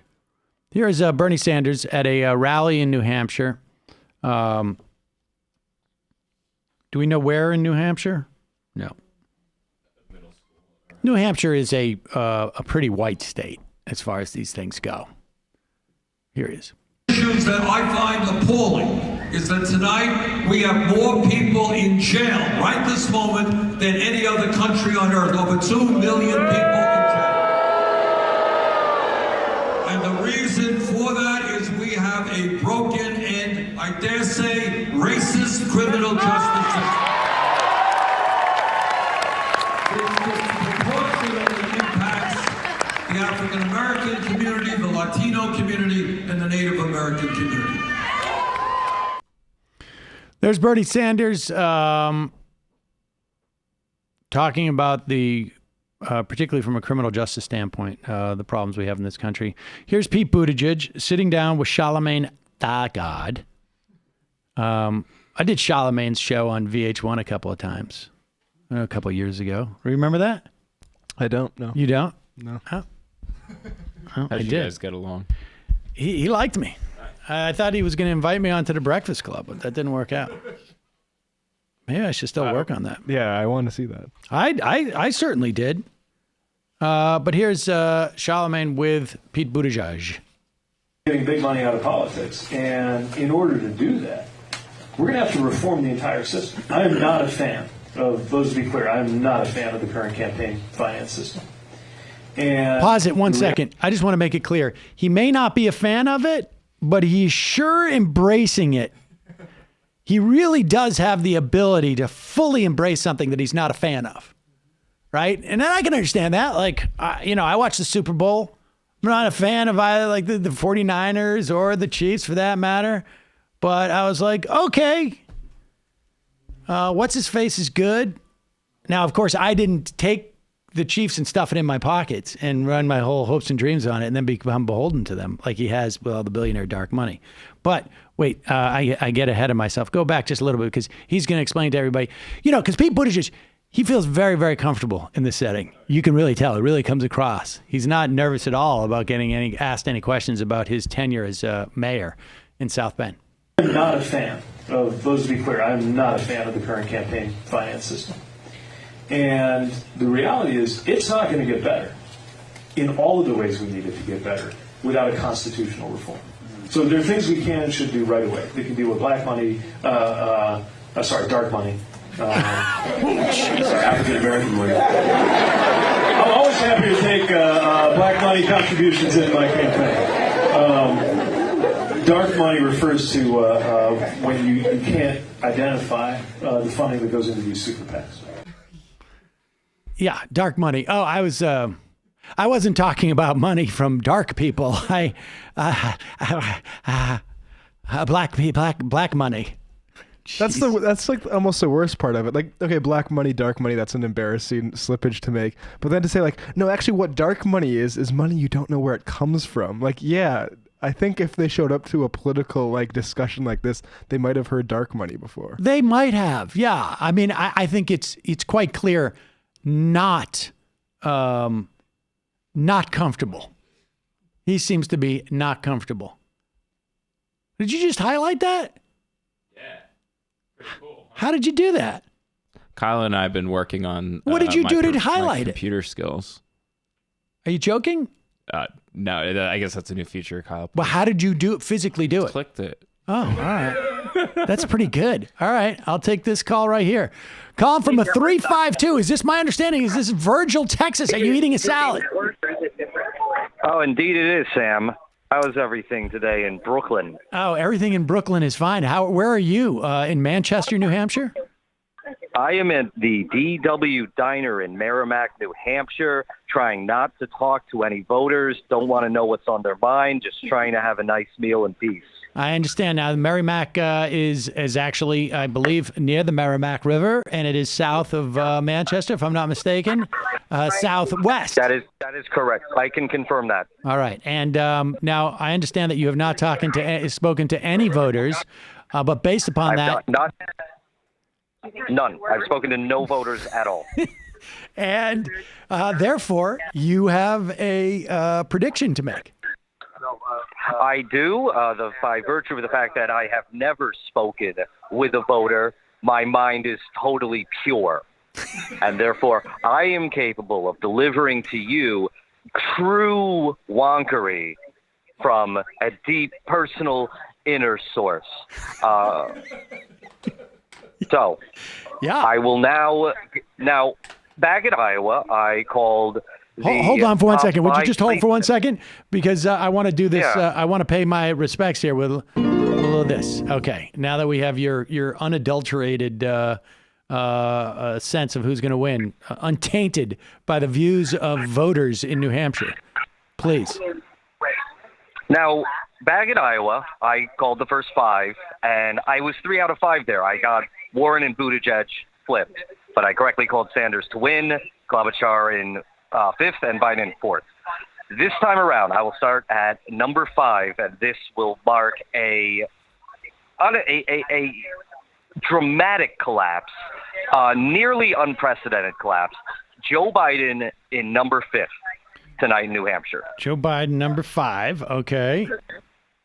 Number 5, and as you can see, if you watch the debate on Friday, the first words out of Joe Biden's mouth were, "Well, I'm not going to win." Joe Biden has actually abandoned the state, much like Hitler abandoned his wolf's nest. And he's fled to his redoubt in South Carolina. He will not even be here. Coincidentally, like Hitler, who went down there to Delaware too. If I'm not mistaken, maybe I'm confused, but yes. Quite possible. Sorry, Sam, I'm getting a little interference here. There's some eggs happening, but this should clear up in a moment. Okay, that's a number 5, and of course, that's a very, very big deal because as recently as 30 days ago, Joe Biden was leading in the New Hampshire polls, and his very, very, very recent collapse has created something of a vacuum, which is adding to the uncertainty about today. It seems to me that the prime beneficiary of Biden's collapse has been Pete Buttigieg, who again received a lot of momentum as a consequence of what went down in Cedar Rapids. Cedar Rapids, okay. Thank you. Okay. But I also have it on good authority that Bernie, who has also been the second leader in New Hampshire, for the past several months, he's been accruing a decent amount of Biden's second choice support. But again, I think a lot of people here will be making up their minds in the last 24 hours. I mean, there are certain people who have. I saw a video of a woman earlier today. I don't know if you played it for your show, who went to the polls and did not know who to vote for, so she just picked a name at random. And was it one of the candidates, or did she end up voting for one of the poll workers? She ended up voting for Amy Klobuchar. Okay. There you go. All right, so wait a second. So number 5 is Joe Biden. What about 4 through 1? Or are you just going to do 5? No. We're going to do it. We're getting to it. Let's go. All right. Number 4. This one might shock you, Sam. Number 4. And this also represents a pretty bad collapse, but not as precipitous as Biden's collapse. Elizabeth Warren. Number 4. Shut out of the top 3. And Warren's campaign has just been on a gentle downhill trajectory for the past month or so. And that trajectory has been helped along by That trajectory has been helped along by, of course, her third place worse than expected finish in Iowa. And a number of her voters are abandoning her have been abandoning her in this final weekend as they realize she does not actually have a chance to win New Hampshire. They're not really concerned about giving her third place or something like that. And I believe that Bernie Sanders is accruing a good amount of that support as Warren people who the quotient of Warren people who think that Sanders and Bernie Sanders and Warren are, basically the same in the same ideological space, and their priority is stopping Buttigieg. They can read the polls. Right. So that is number 4, and I think it's very, very difficult to see how Elizabeth Warren continues with her campaign. I think she starts to run out of money now. I think she has to start triaging. I mean, I think the smartest thing for her would be to concede the race tomorrow. Do you think she's really running out of money? I think she has some, but maybe, I don't know. I think she has some, but remember, she has a very high burn rate, and she's already canceled a series of appearances in flights in Nevada and South Carolina, both states where she's not been doing very well in the polls. Honestly, after tonight, if she takes 4th, as I predict that she will, she's going to have to take a look at the map and think, where the hell am I going to win? Right. Especially with her home state primary looming on Super Tuesday. If you've taken 3rd or 4th place in the first 4 early states, you're in danger of losing your home state on Super Tuesday, and you're just not a contender at that point. And you don't want to do that. You don't want to do that. You don't want because it just weakens you. It just weakens you as a senator generally. Oh yeah, absolutely. And as well, when you have you've got like about 80 feral Kennedys in the state of Massachusetts who are all waiting for the next Senate seat to open up. People have asked why Kennedy did this with Markey, and there has been some conjecture that he was also trying to set himself up in the event that Warren either becomes the nominee or becomes VP or becomes a cabinet secretary. But yes, they're all the Kennedys are out there looming. Fair enough. So Warren as 4th.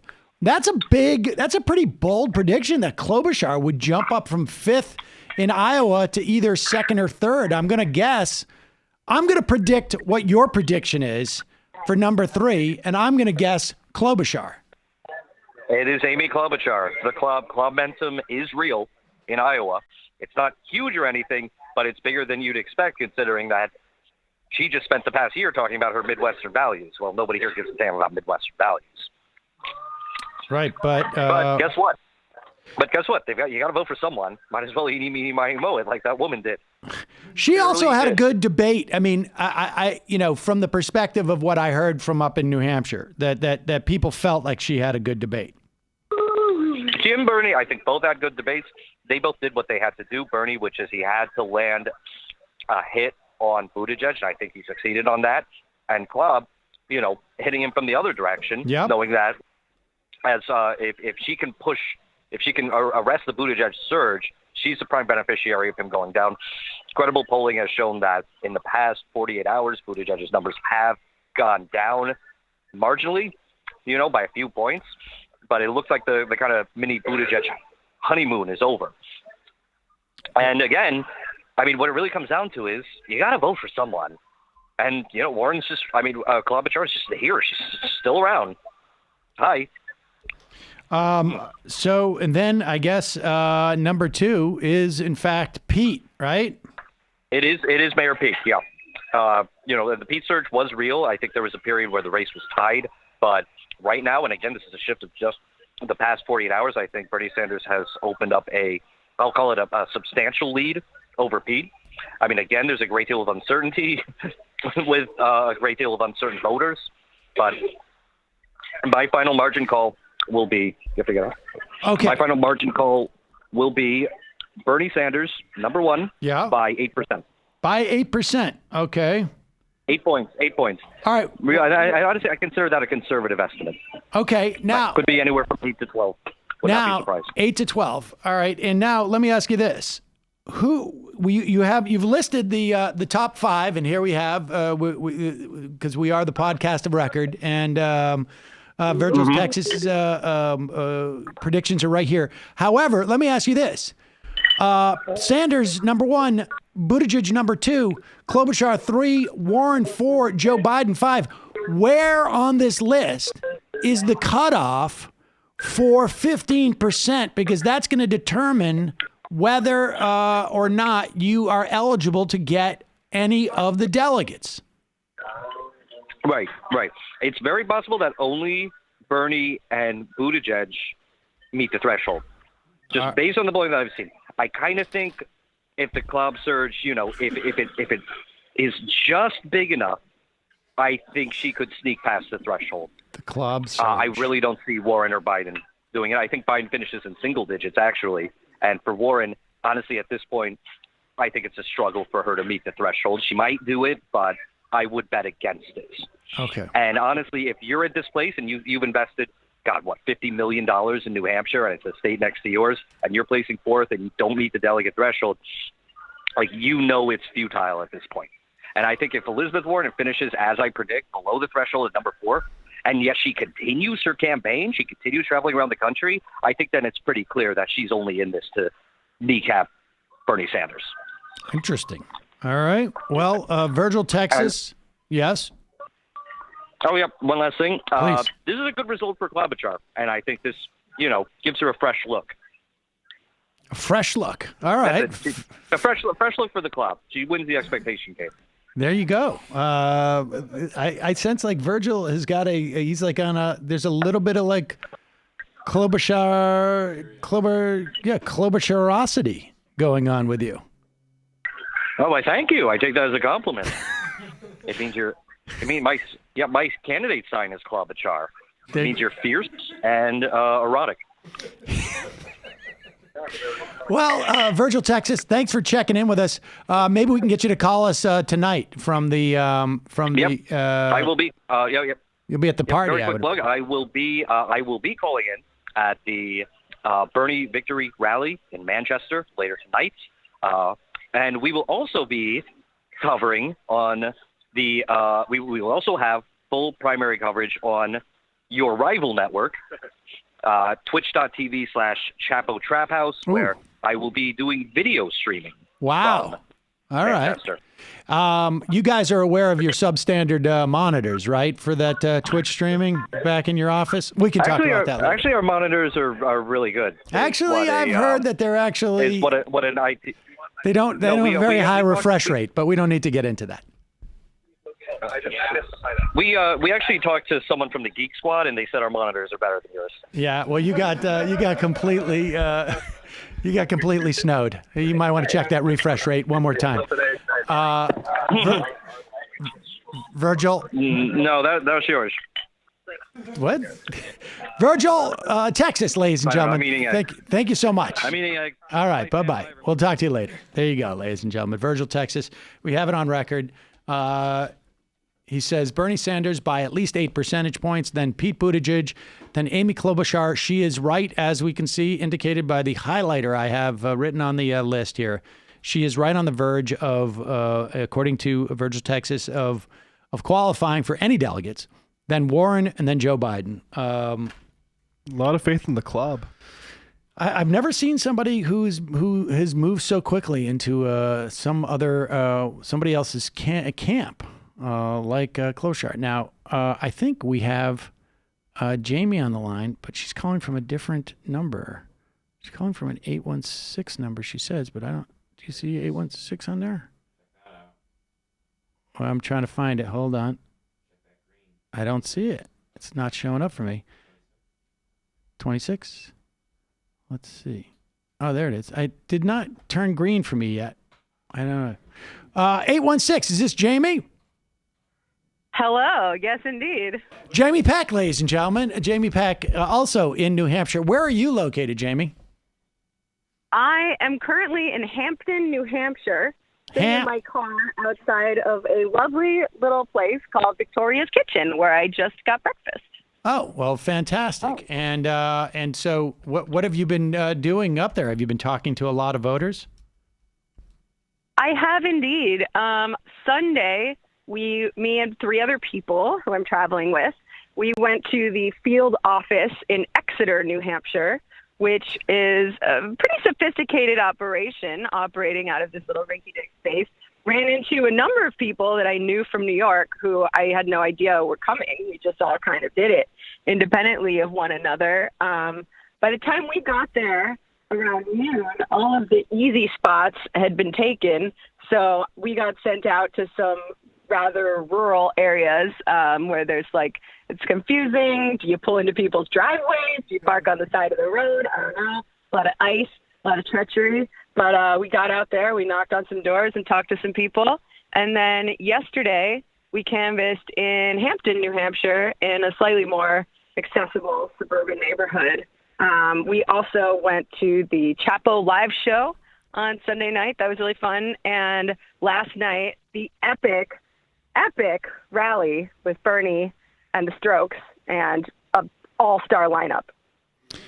So what is your sense? Now, I got to say, Hampton was a big beach. There was a lot of people from Worcester when I was a kid who would go up to Hampton Beach. And it's a long story. We're staying in Hampton Beach. Yeah, there you go. And there was some weird guys in my class who would just yell out "Hamp" in the middle of English class for no reason as a way of harassing the teacher. It's very weird. But we don't need to get into they'd rather be on vacation. I think they just wanted to harass the teacher. Just go like "Hamp" for no reason. But it's like high school boys in Worcester.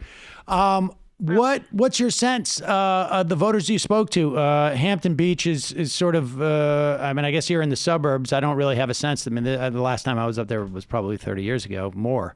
What did the voters you spoke to, what did they say? Well, first of all, I just thought it would be cool to stay in a haunted beach town in the wintertime, very on brand, very goth, and it was. The places we were canvassing were like a little bit inland, a little more suburban. A lot of people weren't home, which was unfortunate.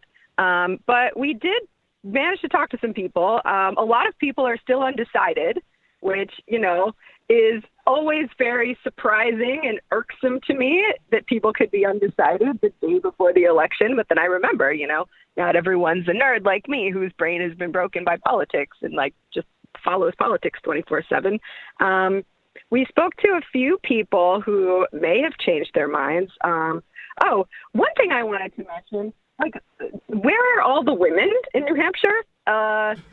There were a lot of people who we were trying to reach, registered voters who were women, and a lot of the time their husbands answered the door and they were like, oh, she's sleeping, she doesn't follow politics, blah, blah, blah. Where is Jennifer? Let me talk to Jennifer. Where are you keeping her? Kind of was a pattern and kind of concerning. But we talked to one guy who had a Tulsi sign on his lawn who was just really chill and nice and kind of just wants to beat Trump. And we were told to personalize it a little bit when we were talking to people about why we were not only voting for Bernie Sanders, but, drove up from New York City to canvass for him, which is not something that I have ever done for an electoral campaign in my life.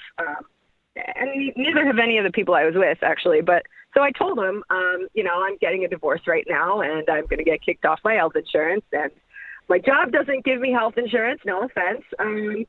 But Bernie's plan is the only healthcare plan that will provide healthcare free to everyone at point of service with no premiums and no copays. And I think that impressed him somewhat. He said he just wants to beat Trump. And we had a little pamphlet of material for specifically that case, showing how well Bernie polls against Trump versus all of the others. So we gave that to him to take a look at. And in the end, he said, if it seems like Bernie is going to win, he will vote for him. And, it's not Twitter. So I didn't try to own the guy by saying, well, if you don't vote for him, he can't win. That's how winning works.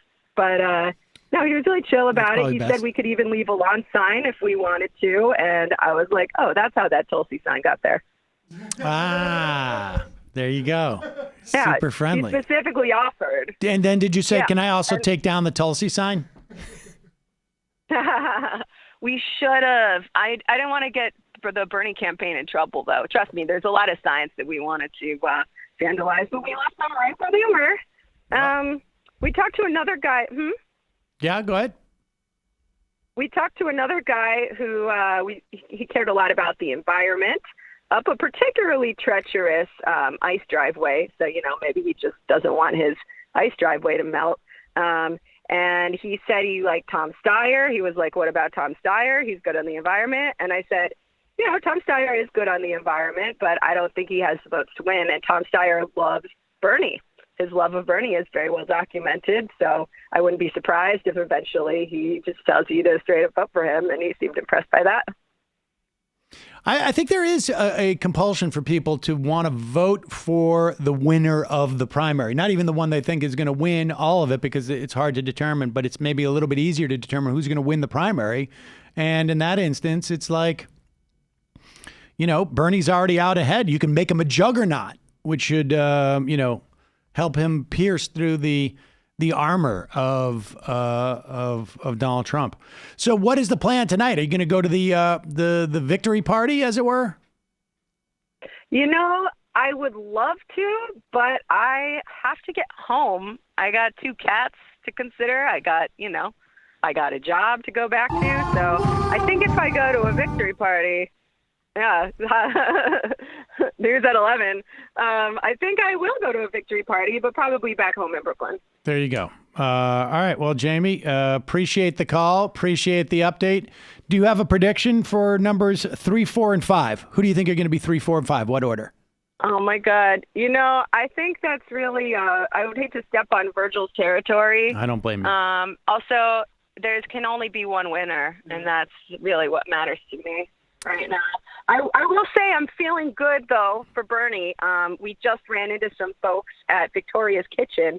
Unlike Virgil, I do enjoy talking to people when they approach me at diners, and they voted for Bernie. There were some Hampton locals, and we told them that we were up from New York canvassing, and they thanked us for coming. So that's like a really positive note to end our trip on, I think. That's great. Jamie Peck, thanks for calling in. We'll see you tomorrow. All right. Hell yeah. Solidarity, everybody. We're going to crush it. Bye-bye. All right. Let's take one more phone call. Calling from a 308 area code. Who's this? Where are you calling from? 308? 308? Heard him on. And went away. All right. Let's go to this one. Calling from a 386 area code. Who's this? Where are you calling from? Hi, is this me? It is you. Who's this? Hi.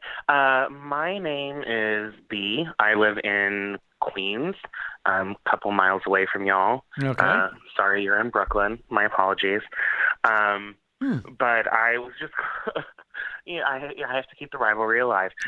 But quick shout out to Lauren Ashcraft, who's running for New York's 12th Congressional District against Carolyn Maloney. Everyone check her out at laurenashcraft.com, at voteashcraft on all social media. But anyway, I was calling to ask about talking to people who are Trump supporters or just conservatives in general and trying to break through that wall. I come from a very conservative family. I have some libertarian cousins in Nashua, New Hampshire, and the rest of my family lives in Central Florida, and all voted for Trump, plan to do so again. And I'm queer and non-binary, and they seem to understand when I talk about my personal experience and like what I went through in middle school and like crying myself to sleep and the things that I've faced in my life in regards to that identity. But it seems that they have a resistance to or trouble with accepting the fact that the way they vote directly affects me and the number of rights that I have, which are already fewer than them in general. I'm working against a lot of like cis, het, white Christian privilege in a country where they're the majority and they just can't see past their own noses sometimes. But they're not hateful people. They're not prejudiced people. More than anything, they're scared. Like, my sister's big thing is always defense. My sister's older than me. She's a Gen Xer. My parents are both boomers. But my niece, who's 18, is about to vote for the first time. She's Gen Z and half Puerto Rican, but still considering Trump as her number one choice because she grew up in that same environment I did. Like, I never voted for Obama. I'm sad to say, because I was in that conservative mindset. And by the time I got out of it, it was too late to vote for him. But I was very much for Bernie in 2016 and very disappointed by that and hoping it goes differently this time. And I'm trying to reach out to everyone I can. And it seems like I would be most effective with my own family, but I have a lot of trouble getting through that wall. And I was wondering if you have any thoughts on how to get through to them more effectively, or just how, in general, we get through that wall of disagreement and misinformation where we can look at the same news story and walk away with completely different conclusions. Like, what are your thoughts on that? All right. Well, first off, folks can check out an interview I did with Lauren Ashcraft in late August. I think it should be on our YouTube channel. You can find it. It was the week of August 30th. I did it on Ring of Fire, and we put that up on the YouTube channel. Secondly, my heart goes out for you to have to deal with that as a kid. Being a kid, when I could see it now with my own children in high school. I mean, I remember it as well, but that was a long time ago. It's difficult enough, and good for you to, my heart goes out for you having to deal with that as a kid. I guess what I would ask is, what it was that,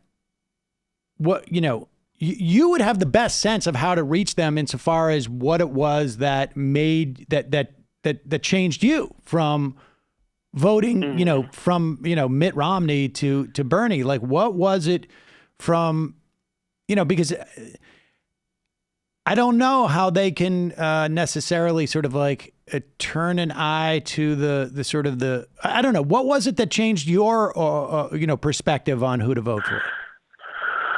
For me, it was just, it was kind of a combination of things. It was just sort of leaving that conservative Central Florida bubble, and I'm a performer, and I've been able to travel for work, and I was able to spend 8 months going around Europe and seeing 28 different countries and seeing 28 different ways of living life.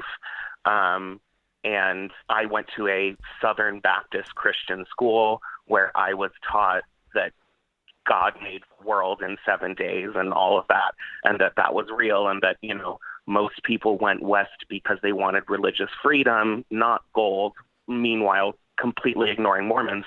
I grew up in a very small bubble, and fortunately through performing, I was able to travel. I've been able to see the world more. I live in New York now. And it's, my struggles as like a queer non-binary person and also as an HIV positive person are, continuing today. I face a lot of stigma because of my status. There are a lot of things that make me different from the average person. And a lot of people notice those things, and they like to let me know when they notice. Right. And my family has seen me go through that, and they understand it, but they haven't gone through anything similar, and I can't force an empathetic epiphany, and right. I feel like that's what I'm trying to do. Well, yeah, I mean, I think it's, I think, in this country, we have, I think the sort of in some respects, the biggest obstacle or the biggest change agent for perspective is basically, leaving the confines of your parochial, of the parochialism that you've grown up in. And, I guess the challenge for you is in terms of your family anyways, and maybe, if you were talking about a random set of other people with the exact same dynamic, I would tell you, move on. I would just say, your return on investment's not going to be there, but this is your family, and there's, it's not just a question of wanting them to vote a certain way. It's also about, them having a better sense of what your life has, what you've experienced and what you experience. And so that's part of it. And in terms of, and I think, I would imagine that the voting is in some way a little bit of a proxy for that. And so there's obviously value in you pursuing that. The only thing I would tell you is that whatever way that they ingest information, maybe one of your family members likes to watch video, maybe the other one likes to listen to music, or one likes to read, I would just keep sending them a deluge of alternate sources. Because you cannot necessarily get them out of Central Florida, but maybe you can bring a little bit of outside of Central Florida into their lives. That's the only thing I could tell you. I mean, like I say, if it wasn't your family, I would say, give up the ghost. Your efforts are better spent other places. But there's obviously, when you're talking about your family, there's a lot more invested there than just, getting 5 random people to vote in Central Florida for not for Donald Trump. But exactly, and it's personal because it's my family, and it's also just frustrating and confusing because at the end of the day, even though I don't identify as Christian anymore, my moral philosophy in life is based on the golden rule, because that's really the distillation of all religions, is just don't be a dick to other people. And so that's where my philosophy comes from. These are the people who taught me that. These are the people who, when all those fires were breaking out in the mid-2000s in Florida, we were going over to our neighbor's house because we all live on 5 acres in the middle of the woods, and putting out fires, our own neighborhood bucket brigade. And that sense of community and really socialism is something that I've carried through my life. And I've just, you just got to keep in mind, that, even though you had the experiences you did and, were felt and were made to feel at different times like you were, alien and alienated from what was going on there, you still had a tough time breaking out of it until you physically, literally left. And so, that's the only thing I could tell you is that, it's an uphill battle because they are more implanted there. So, but I would just, try and flood them with as much information as possible and make it as palatable as possible and go slow with it and, long-term project. But I would, before you're in as much as it pains you that they don't see that, just remind yourself that you were there once. And if you were there, it must be that much harder for them because maybe their experience is more typical. You know what I mean? That they're not sort of shaken out of that worldview. But I wish you good luck, and I appreciate the call, D. Thank you. I appreciate you taking it. And like I said, it's hard with family, and I've sort of given up on most of them, but my 18-year-old niece is my focus. She's the one that I'm sending most of the stuff to and being come visit me in New York. See, bingo. There you go. Exactly. Appreciate the call. 18-year-olds, you still got in hand. All right, this is pretty crazy. This video. So everybody's up at MSNBC's up in New Hampshire. At one point, I thought I was going to go there again tonight at 1 a.m., but they're up in New Hampshire. I was there Friday night, very briefly. I had to get back, had the kids. And, I sat in the room where Chris Matthews said that, I don't want to put words in his mouth. I don't really need to because it was so crazy in many respects. But that his concern about Bernie made him say, if the Reds had taken over in 1965 or whenever it was, I would be shot in Central Park. And, Bernie claims he's all about Denmark, but what's he really about? Yeah, also outing that he has no idea what Bernie is about and that his fantasies have taken over his assessment of this candidate. I mean, Hayes pushed back and said, he's about Denmark. And he's like, really? How do you know that? Has he told you that? Like, now wait a second, which is also very weird because like, if Bernie was not about Denmark, but was secretly about, I don't know what country today would fit that. Like if he was secretly like North Korea, I guess. Why would he tell Chris Hayes? Like, like Hayes says, like, are you really about Denmark? And he goes, I don't want to, but I can't lie. I can't lie to you. But I'm North Korean. Like, I don't understand, like, how that works. Like, but that seemed real to me. Like, I don't think Chris Matthews was like spinning that's not exactly and it was late at night. I mean, I don't know, who knows? But that's indicative of the reality of what we've seen on MSNBC. They have either ignored him or said stuff like he's icky. Like one, I can't remember who it was. One commentator said that at one point, and I got texted last night. Somebody said to me, what does Joy Reid have against Bernie Sanders? Like, I mean, it's like just a rando. No, I'm sorry, Charlie, you're not a rando. But I'm saying like somebody who's not into politics that much, just watching. I've had multiple people tell me over the past 3 or 4 weeks, I can't even watch MSNBC because it's just it's crazy. And, I don't think you see this as much with the primetime lineup, but certainly dayside, total hostility.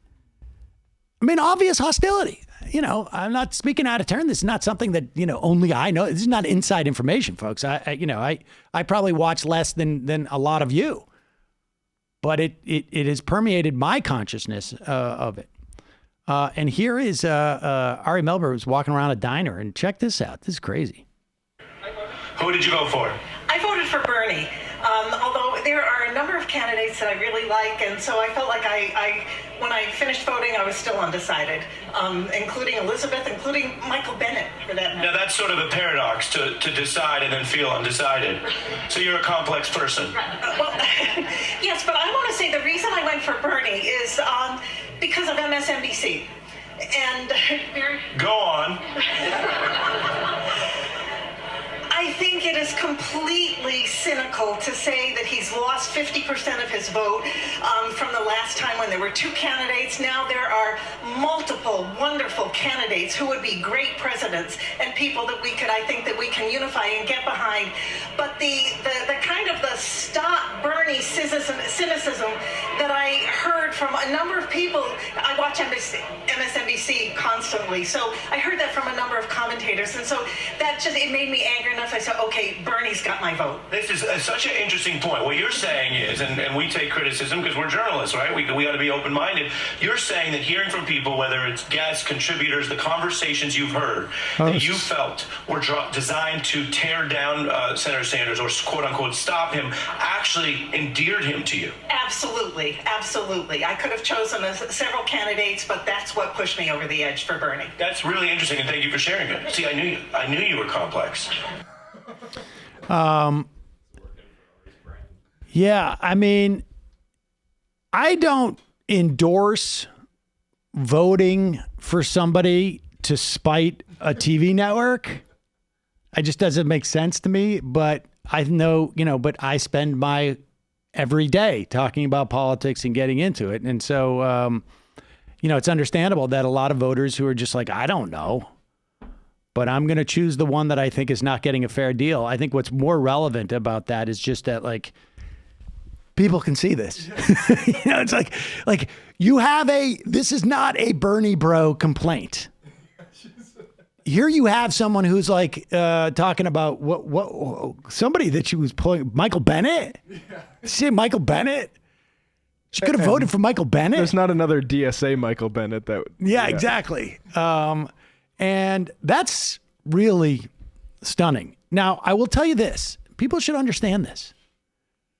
You can go back to prior to 2016 and you can see there's plenty of reporting about what MSNBC was trying to do. And they were trying to pivot to the center right. I mean, they were center left, I think. And that was, it's a decision that you run a TV network. That's what you do. But people should be, and it's perfectly within their rights to do it. People should be aware of what they're watching. That's the important thing. People sometimes make the mistake of assuming like this, I'm getting this perspective when in fact you're not getting that perspective. You're not getting that perspective. Oh, this is pretty funny. Let's play this. This is amazing. Apparently Ted Cruz has a podcast. And how do they build this show? Verdict. It's Verdict, but what did you say that was like this is the daily? Well, does he talk about it? We can play the trailer if we'd like. Yeah, let's play the trailer first. Or actually, let's listen to this clip and then we'll play the trailer. So here he is, and his co-host is this guy, Michael Knowles. Is that it? And Michael Knowles was I want to say he was a failed actor, but I mean, let's be honest. There's a difference between being a has-been and a never was. I think he's a never was. Failed actor. That's right. And I say this as somebody who's almost sort of like, I think arguably has been. I had a manager from Brillstein Gray, and when he took me on, he was not aware of all the stuff I had done. And I said, see, you thought I was a never was. I'm a has-been, dude. But Michael Knowles, I think the best thing he ever did was just put together his demo reel. And here he is. He's co-hosting. So the podcast is just Ted Cruz and Michael Knowles. They don't have any guests. It doesn't look that way. All right, and here they are. And they're discussing, they're going over, well, here, just play this. I wouldn't put it past them to have electronic voting, to have, number one, a holiday, a mandated federal holiday on Election Day, and electronic voting, because, you know, we've seen how... Pause it for 1 second. Pause it for 1 second. Incidentally, he's listing off the horrible things that could happen if Bernie Sanders gets elected. And that could be electronic voting, which I'm not convinced, I've never really heard as a Democratic plan. But voting is a holiday? I mean, can you imagine like talking about this as if this is a scary concept to people? Tyranny. Tyranny. I mean, it's scary if you don't like popular democracy. But I mean, to sort of articulate it out loud, like, can you believe, like, good luck to you living in a world where it's a holiday when you have to vote. A day off to vote. Son, I remember back before this new regime, you had to work on Election Day. That is and you had to get really lucky to go and vote. That is like the purge to them, is just people voting. It's crazy. There are all these people who are going to go out today. I let you down. I should have stopped it. I should have known it when they made Election Day a holiday that this would happen. Voting rates would go up. I'm sorry, son. And electronic voting, because, you know, we've seen how well that worked in Iowa. They'll have the same guy, Robbie Mook, who, what a name. Robbie Mook worked for Mrs. Clinton. He was Hillary Clinton, I guess, her campaign manager. And he was behind that app that completely botched the Iowa caucuses. So instead, we'll just have the entire elections run through an app. But don't worry, if it's not Democratic operatives running the app, it'll be big tech. Because we can trust big tech to be in charge of our elections. They would never censor conservatives, have a political bias. And as bad as they are now. Pause it for 1 second. I would love to just, I really don't think I could listen to it myself, but hire somebody and find out how much of their podcast is just about bemoaning how unfair everybody is to them. It's all just aggrievement. We're going to take a moment out of our aggrievement just to bring you an ad for gold or something. Bias. And as bad as they are now. Yeah. In a Democratic, in a Bernie Sanders administration, they would, I am not exaggerating when I say this podcast could very well be off the air. Well, because social media, these big tech companies, they go after conservatives, even when the Republicans have the Senate, when you can grill them, drag them to the Capitol. Which I've Pause it. The only way this podcast is going to be on the air is if Bernie Sanders wins, right? That's the only way that podcast is going to survive. Now, what is it? They're going to take it off the air. There's Ted Cruz. This is what they're doing. They're aspiring to create. I mean, this is the one thing that makes me a little skeptical about what Chris Matthews was saying. Like, I'm going to get shot in Central Park, and these guys are saying like they're gonna outlaw my podcast. I don't know what that means, right? Like, it's not like it's broadcast anyway. Like, how would you stop them from recording they're gonna keep conservatives from having even a recording equipment. Do we have the trailer? Yes. Okay, here it is. This is just the calendar of days that Okay, let's see. Join Senator Ted Cruz as he breaks down the most important political stories of the day on his new podcast, Verdict. The left is energized, they're angry, and they're going to show up. The Nancy Pelosi House, I think they're interested in just nonstop investigations and attacking the president. Just once, I'd like to see Jane Fonda go get on a raft and head 90 miles south because her socialist utopia is waiting for her there. The senator takes you behind the scenes of the Capitol. That's the two clips. What is about Nancy Pelosi? This is about Jane Fonda. Define our country for decades to come. We've got the lowest unemployment in 50 years. And what are Bernie and AOC saying? Let's go back to high taxes, high regulations, government control that took away your jobs. Conservatives believe in power to the people. The socialists believe in power to the government. What they're selling doesn't work.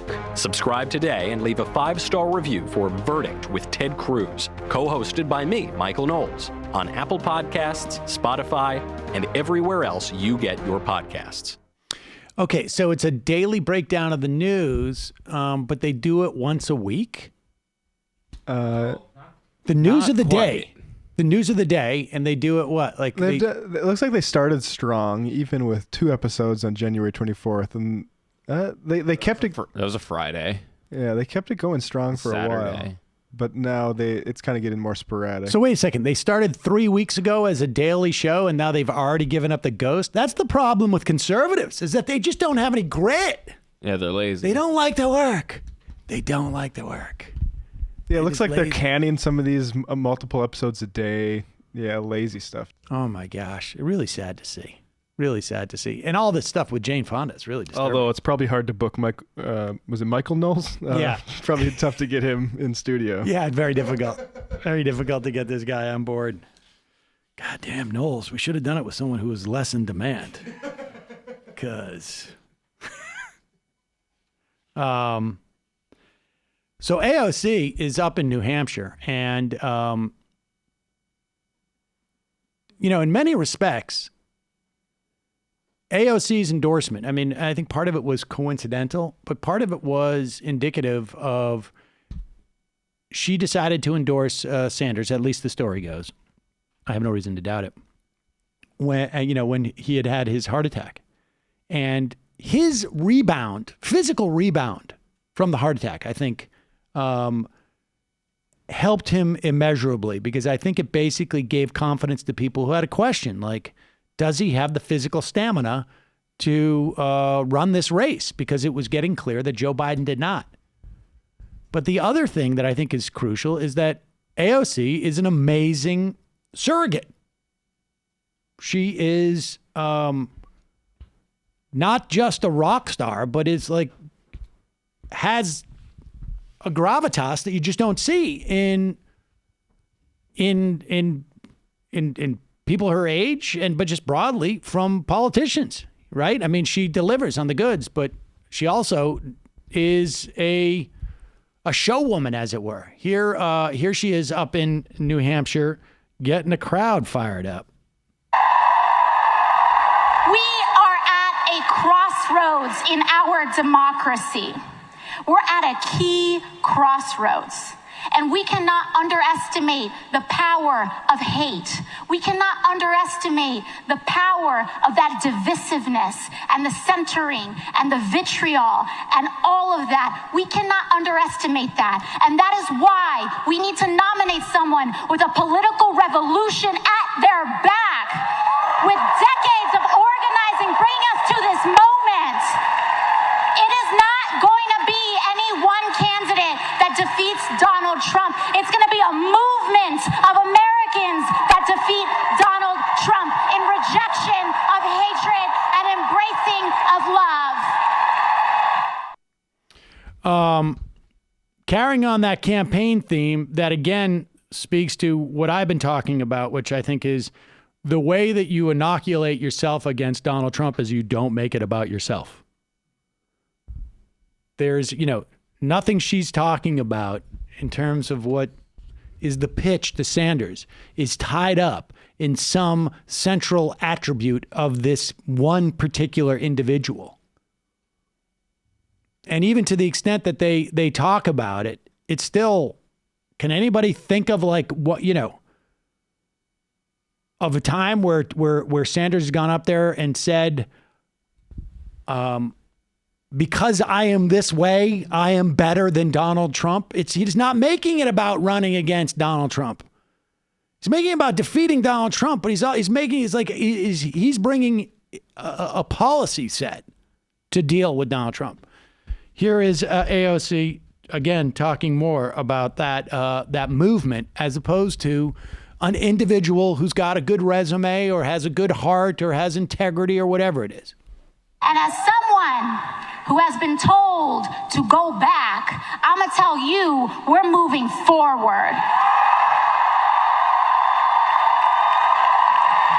Forward to a multiracial democracy, forward to guaranteed health care, forward to a living wage, forward to fighting for our neighbors, forward for indigenous rights and honoring sovereignty, forward, forward, forward. That's where we're going to go. We're not going back to the days where people had to hide. We're not going back to the days where people have to worry. We're not going back. We are going forward. And with that, I am so excited to bring you the candidate that will get us there.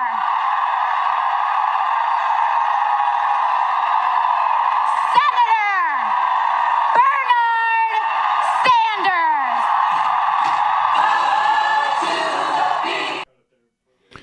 Yeah, we don't get John Lennon comes after yeah, us. exactly. But that also apparently the Strokes played at that event. Looked like a good set list too. It did look like a good set list. But there it is. That's what's happening up in New Hampshire. We're going to talk more about, obviously, the primary tonight. We talked about, we just played that clip earlier about how MSNBC just seems to range from broadly ignoring Bernie Sanders. Now it's become very more difficult to maligning Bernie Sanders, to sort of like casually just getting it wrong about Bernie Sanders. Here's Casey Hunt just dropping it in. It's not even like and part of the problem is, and I am acutely aware of this, they just don't bring people on set who are either predisposed to Sanders or are not sort of like hostile towards Sanders. I really do think that I am the only person that they bring on set as a contributor who is a Sanders. I wouldn't call myself an advocate on the context of when I get on there, but I am predisposed to Sanders. And maybe not even predisposed. I mean, I think like to a large extent over the course of this campaign, someone wrote in and said they thought I wasn't being fair to Warren. And my estimation of Elizabeth Warren remains very high. And, but I think her candidacy, I think she's been ill-served, frankly, by those people who have been advising her in terms of her candidacy. I do. I've been very frustrated by it because I want Warren to do well. And I want her to do at least as well as I know that she as an individual should be doing. But, you look at the campaign people around her. What happened to the Unify thing? Did that even come out in the debate? Right? Like they did that for 2 weeks and it didn't go anywhere. And it's still, I thought that was ill-conceived to begin with. Because people don't know that there's a fracture in the Democratic Party. These people who are sitting there in the diner that we saw earlier in New Hampshire, they're talking about William Bennett. They're talking about, I would vote for Bennett, or I'd vote for Klobuchar, but I voted for Sanders because I don't like the way these guys are punk. They don't realize there's a divide in the party. When Warren's campaign went out and said unify, people were just like, what? Unify what? We're all going to vote against Trump. She should have been out there talking about there was a whole campaign she could have run on antitrust. On the idea, and we've had a dozen people on this program over the past 3 or 4 years who I know were gearing up for this fight if Clinton was the winner, with Warren, who was going to be leading the charge, which was concentration of power is killing this country. Particularly concentration of corporate power. And it's a different theory addressing a similar problem as Sanders. Sanders also does have an antitrust sort of, sentiment. But Warren her depth in that area is much more.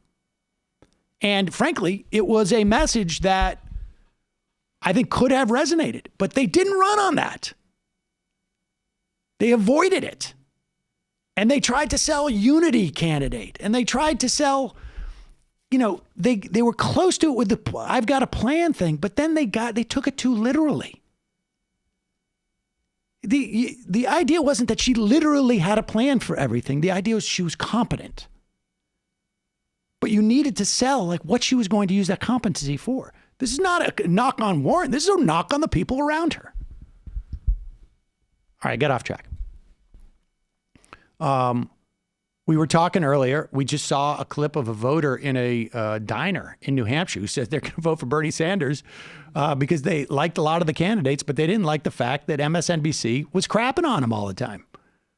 Like I say, it's not the first reason why you should vote for somebody, but in this instance, we'll take it. But here's another example. This is just, casually thrown out there as if there is no data on this. I think, one of the things that's interesting to me shaping up here is this is clearly a fight to be the alternative to Bernie Sanders, right? If you've got Bernie Sanders kind of sailing through Iowa, looking to do well here, it's which of these three, Biden, Buttigieg, Klobuchar, can consolidate the rest of this field, if it's possible at all. Does this essentially pave the way, this infighting for Buttigieg to be that alternative, leaving the Democratic Party with two candidates who have shown no ability to appeal to people of color? That is a problem. This idea that Bernie Sanders has no ability to appeal to people of color, first off, he is leading amongst people of color, broadly speaking. As of January 13th, he came in second among black voters nationally to Joe Biden. He had 20% support. Biden had 28% support. I bet you if you check that now, you will see that those numbers are not the same and that he has grown. In fact, here it is. Well, this is just broadly speaking, Hispanic, black, Asian, other. Bernie Sanders is winning 28% to 20% to Joe Biden. And again, I bet you if you check these numbers in 3 days, it's going to be even more dramatic. The New York Times, which is not a newspaper that you should miss if you are a host of MSNBC. This is not like a small town paper. January 31st, Bernie Sanders' surge owes a lot to voters of color. To casually drop that in there, there's nobody on the panel to go, I'm sorry, excuse me, Casey, I think you may have misspoken. Pete Buttigieg polls at around 0.01% with black people. Maybe it's a little bit higher than that. 4%, I think it is. Cable news is kind of turning into the podcasts for boomers, basically. Throw off whatever you want. Whatever you want. It's not the beginning. It's not the first time. Of course not. There is what is problematic about this. I mean, I've told the story about, talking to Dylan Ratigan about his $72 trillion unfunded mandate rant. I'm just pulling that number out of nowhere. I've talked to other people who I know have no idea what they're talking about. It's just that there's a pattern There's no backstop there. That's all it is. I don't think it's a conspiracy. I think it's just ignorance that there's nobody there to correct it. And the reason why there's nobody there to correct it, that's where the bias is. They don't hire people like that. They don't invite people like that. This is Noam Chomsky 101, basically. That's it. You don't have to dictate to everybody there. You just set up, you don't have to, let's put it this way. You don't have to dictate to water where it flows. You just set up the channel first when it's a dry riverbed. And if you set that up correctly, the water is just going to flow that way. And that's what happens. Here is another example. Ro Khanna was on with Chris Matthews. For days, they have been pushing this thing with James Carville. They have him all over the network now. I mean, look, I've watched this before. You haven't seen James Carville in years. Why don't they get him a show? Yes. You don't see James Carville, but the day that he comes out and says anything negative about Bernie, all of a sudden he's on every show. That's what I'm talking about. And so here is Ro Khanna responding to James Carville. Now, you should not have to wait 4 days and bring on a surrogate for Bernie Sanders to have a different voice that is going to raise what Ro Khanna raises here. With me now is U.S. Congressman Ro Khanna of California, who's a co-chair of the Bernie Sanders campaign. Congressman Khanna, tell me about your reaction to Carville says a couple things further. He said Bernie Sanders is not a Democrat. He's an ideologue. He says, this is Carville speaking, it's harder to win with Sanders. Your response, sir? I'd like to remind Jim Carville about his own history. He ran Harris Wofford's campaign in 1991 in Pennsylvania. Guess what Wofford ran on? On single-payer national health care. So Carville obviously knows it can win. He can win on that. Second, Carville, look at what Carville said about Obama. He said the same exact things. Oh, Obama is rolling the dice. Obama is unelectable. Guess what? Barack Obama was a two-term president. So I would want to know what James Carville has to say about the Wofford win and his comments on President Obama. I mean, there should be somebody around the studios to sort of say, like, hey, wait a second. James Carville, I mean, he won 40 years ago. Maybe he just really doesn't like Bernie, and one of his guilty pleasures is to, hate on Bernie. And with Mardi Gras coming up, you see he's wearing the colors now down in New Orleans. The weird thing, though, is 27 years ago, the guy's in his mid-70s, and he's from the South.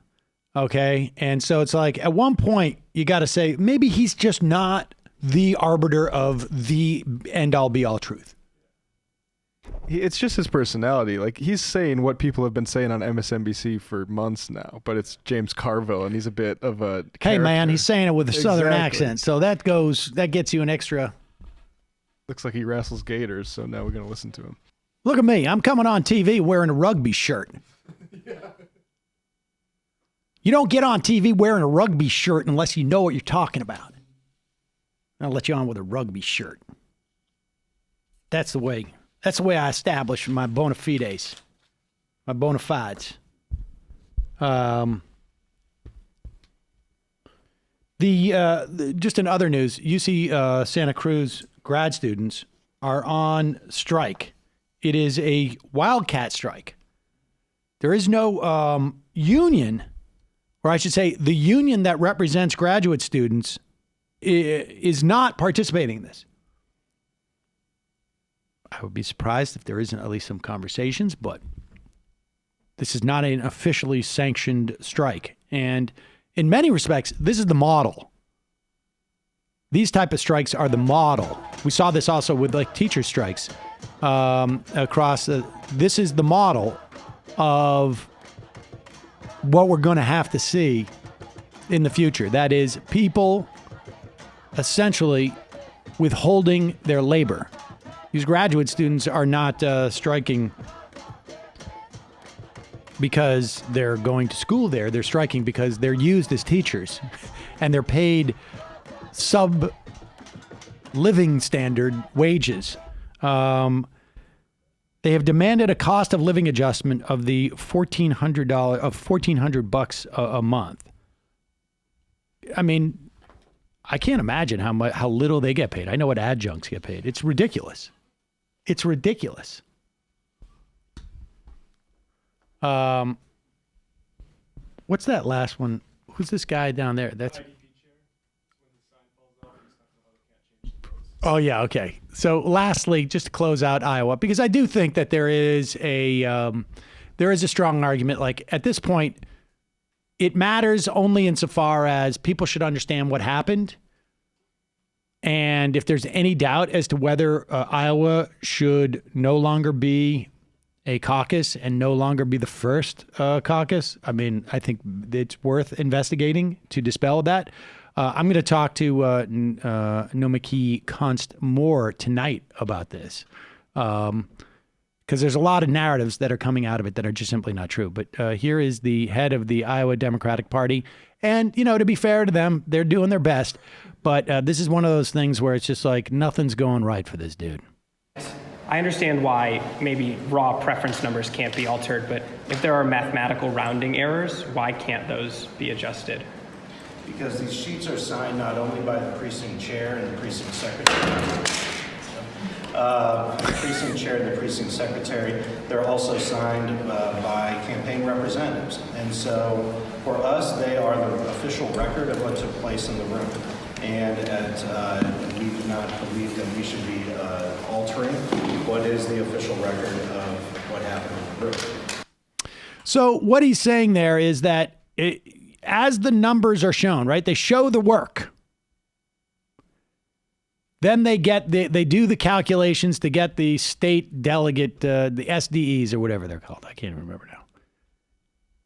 But people are seeing that, like, the work says, just for instance, 5 + 3 = 7 divided by 6. And they're saying, like, there's clearly errors there that you can see. But his argument is everybody signed off on it, so those are the results. Yeah, it might be wrong, but it's official anyway. Yeah.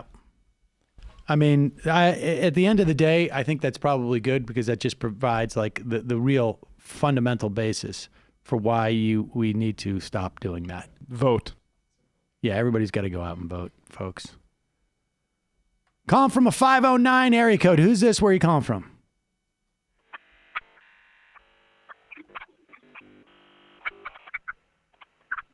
Is this from like this? It feels like from Mars, maybe. Libertarian alien. It could be a libertarian alien. Let's go to 505 area code. Who's this? Where are you calling from? Hi, this is Sam calling from Longmont, Colorado. Sam from Colorado. Welcome to the program. What's on your mind?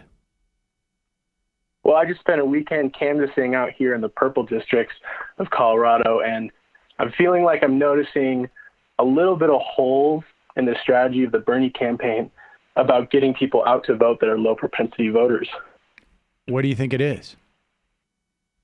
Well, if you look at the event maps of the people that are hosting, going out and canvassing and making calls, you know, it's surrounded in the cities, right? It's all in the cities. I'm not seeing a lot out in just smaller city areas where there's a lot of Hispanic people that have to drive into the cities to vote. So you guys, when you're canvassing, you need to go outside of your white person city, and we need to get people of color out to vote. Okay, don't just open your app and just walk around your neighborhood. I know everyone wants to do that, but we have to target these neighborhoods, and that's up to you guys. You know, I mean, it's all the precinct captains. Talk to your precinct captains. Tell them, hey, look, I know this area has a lot of Hispanic voters. Let's go to this area. So I'm going to be trying to do that this weekend and the next few weekends. So I just hope everyone can keep that strategy in mind, and we can really come to realize exactly what the Bernie campaign is talking about. All right. Well, good. Call in after you've done that and give us some updates on how it went. Sure thing. All right. Thanks, Sam. Let's go to, let's see if we can get him this time. Calling from 308 area code. Who's this? Where are you calling from? Hey, it's Kowalski. Kowalski from Nebraska. What's on your mind, Kowalski? Indeed. Well, I hung up on you earlier because it was cutting out really bad, and I didn't want to put your viewers through that. Thank you. But very kind. I actually wanted to call in because I was a little disappointed in the majority crew for recognizing Donald Trump as the official president of the United States. Well, I mean, if the State of the Union taught us anything, you can just pick, whoever you want. Like, it don't matter. It's true. Juan Guaido, we should just also say, I hope that there is more. I want to amplify this more, and so maybe we'll do it on the free half of the show, or maybe we'll do it tonight. Juan Guaido was asked in the New Yorker about AOC and Bernie, and he just laughed at the idea that they were socialists. Just laughed.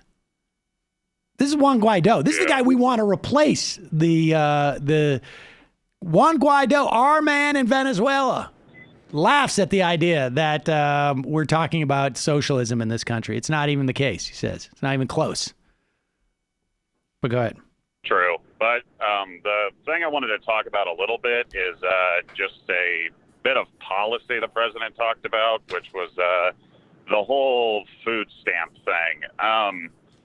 I always hate it when food stamps get brought up because it's like I keep having to wage the same fight all over social media and in a lot of like core groups I'm associated with, because a lot of people do not understand how valuable of a safety net food stamps is for food producers as well as, the poor.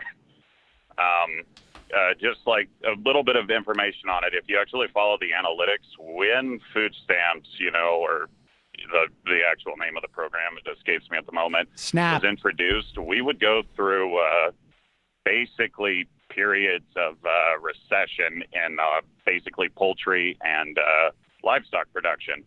After its implementation, that never happened again. Because it's a way to, just make sure everybody keeps buying food. It was good for everybody with the biological constraints of agriculture, and it was good for the poor. And it's going to be really, really difficult here in the next year or so for farmers to have that kind of security. So, I mean, like, as a mechanism to balance the budget, makes no sense. It is what is known as an economic stabilizer, and those are things that automatically kick in the context of a recession, as defined by people having less money. Therefore, people become more eligible for it. And so it wasn't a question of food stamps being expanded to the 42 million people that were on it. It was that there were more people who were suffering because of the recession. And, of course, as we get further away from the recession, there are less people who need it, and so they are off food stamps. However, under Trump, about half of the people who are off of food stamps from our high were basically forced off by new restrictions coming from the states. But yes, the SNAP also provides economic stability on the supply side as well as the demand side. And the real problem with that also is the fact that the only kind of ranchers or producers that are going to come out of this are going to be the big corporate outfits that have the ability to still get a profit on thinner and thinner margins. So this is just literally going to hit the small family farm even harder. And the whole USMCA thing, basically for U.S. dairies, the little guy, they get jacked. The big corporations basically get to smother the small Canadian dairies to death, and it's just going to lead to less and less producers overall. It's like none of this was good at all if you look into it like even a little bit. And what's really frustrating, especially with the crowd I run with, I have to keep like re-explaining this because it seems like every time politicians come out and talk about this, it's like they just forget.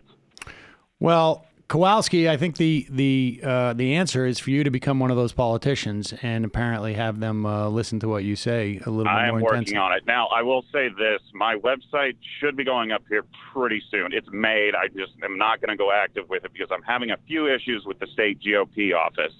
They do this every goddamn year. They always hurt any challenger, and they always protect the incumbent. And there was somebody who got kind of screwed in a couple legal issues, so I really just need to make sure all my ducks are in a line. But it'll be up soon. Make sure you let us know. I will. You guys keep up the good work. Never will a Republican do better on fundraising off of the show. than Kowalski. I can promise you that right now. All right, we get time for one more call. Calling from a 215 area code. Who's this? Where are you calling from? Yeah. Hi, Sam. It's Mindy. How are you? Mindy! A long time no talk to. Yeah. So listen, I used to watch MSNBC all day. Well, while I work, because I work at home. And now I'm like screaming at my TV 24/7. So can you like maybe not today because of the election, but like go into what they're doing? Like, I mean, Casey Hine, like they're going full blown Republican. And I mean, even Ari, all of them. I mean, it's so bad. Can you just try to explain to the audience what's going on with them? Because I'm finding it really frustrating. Plus, if you could give maybe people my age like an alternative of places to listen to and stuff, because like now I'm finding myself like fucking listening to Stephanie Miller in the morning and stuff like that. And it's just like I have, other than your show and like Michael Signorelli, I really don't really have any other outlets that I'm familiar with. So there is a Gen X boomer dearth of political content. I think that is actually reliably even center left. I think at this point. I mean, you know, the fact of the matter is that you watch MSNBC. Where's James Carville coming out and talking about Mike Bloomberg's not even not a Democrat, but I was freaking out and screaming at him like you don't even know. Like, and all my friends were like, "He's so amazing." I'm like, "Are you fucking kidding me?" Sorry, go on. That's all right. Mindy, I feel your pain. I'll work on it. Appreciate the call. Okay, good. All right, bye. Thanks. Folks, that is it for our phone call portion of the program. I will read a couple IMs, and we will be back tonight. Just 5 short hours, less, 4.5 short hours from now, less, 4 and change with the primary. Rick from Florida, strategically, I wonder if it's not best to hold off on attacking Pete until Biden and Klobuchar are no longer viable. There's no chance this guy's a real threat to Bernie, but the grand scheme of things, I think you can attack all of them simultaneously. B-Wall finally became a member. Just a friendly wall of bees here.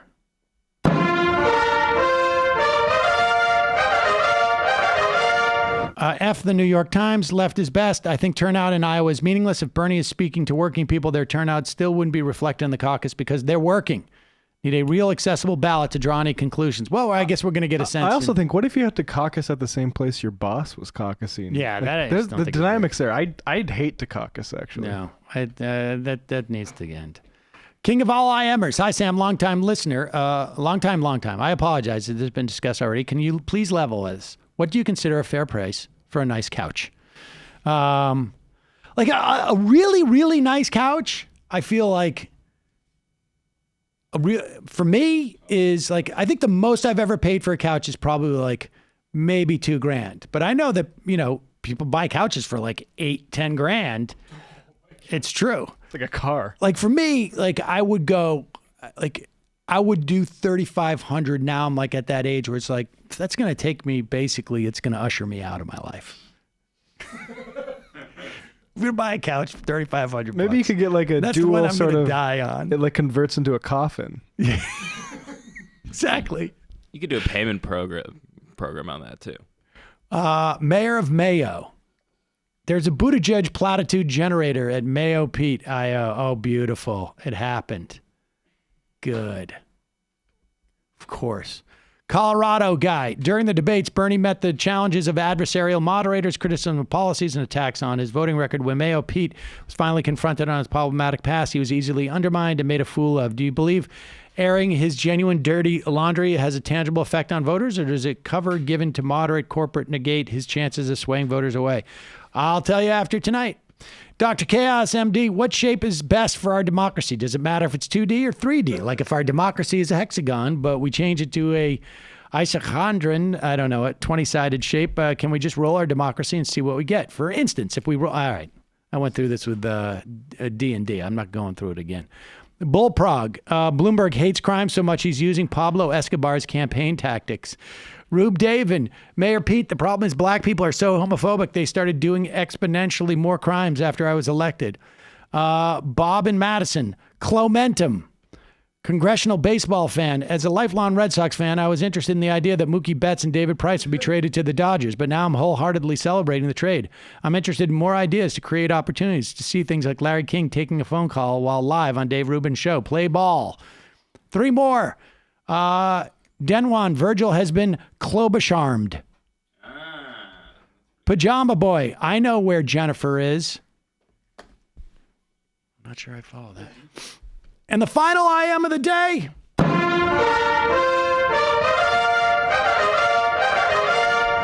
Matt from Mass. Yo, Sam, you've been in friggin' New York too long, dude. It's I-95 to the New Hampshire liquor store. They don't sell beer there. They just they don't sell beer there. Me, I don't know. They look weird if you ask and tell you go to a gas station where you got 30 racks just chilling. It was wicked sweet, dude. See you later today. It might take all the strength I got to get to where I want, but I know somehow I'm gonna get there. I wasn't looking when I just got caught.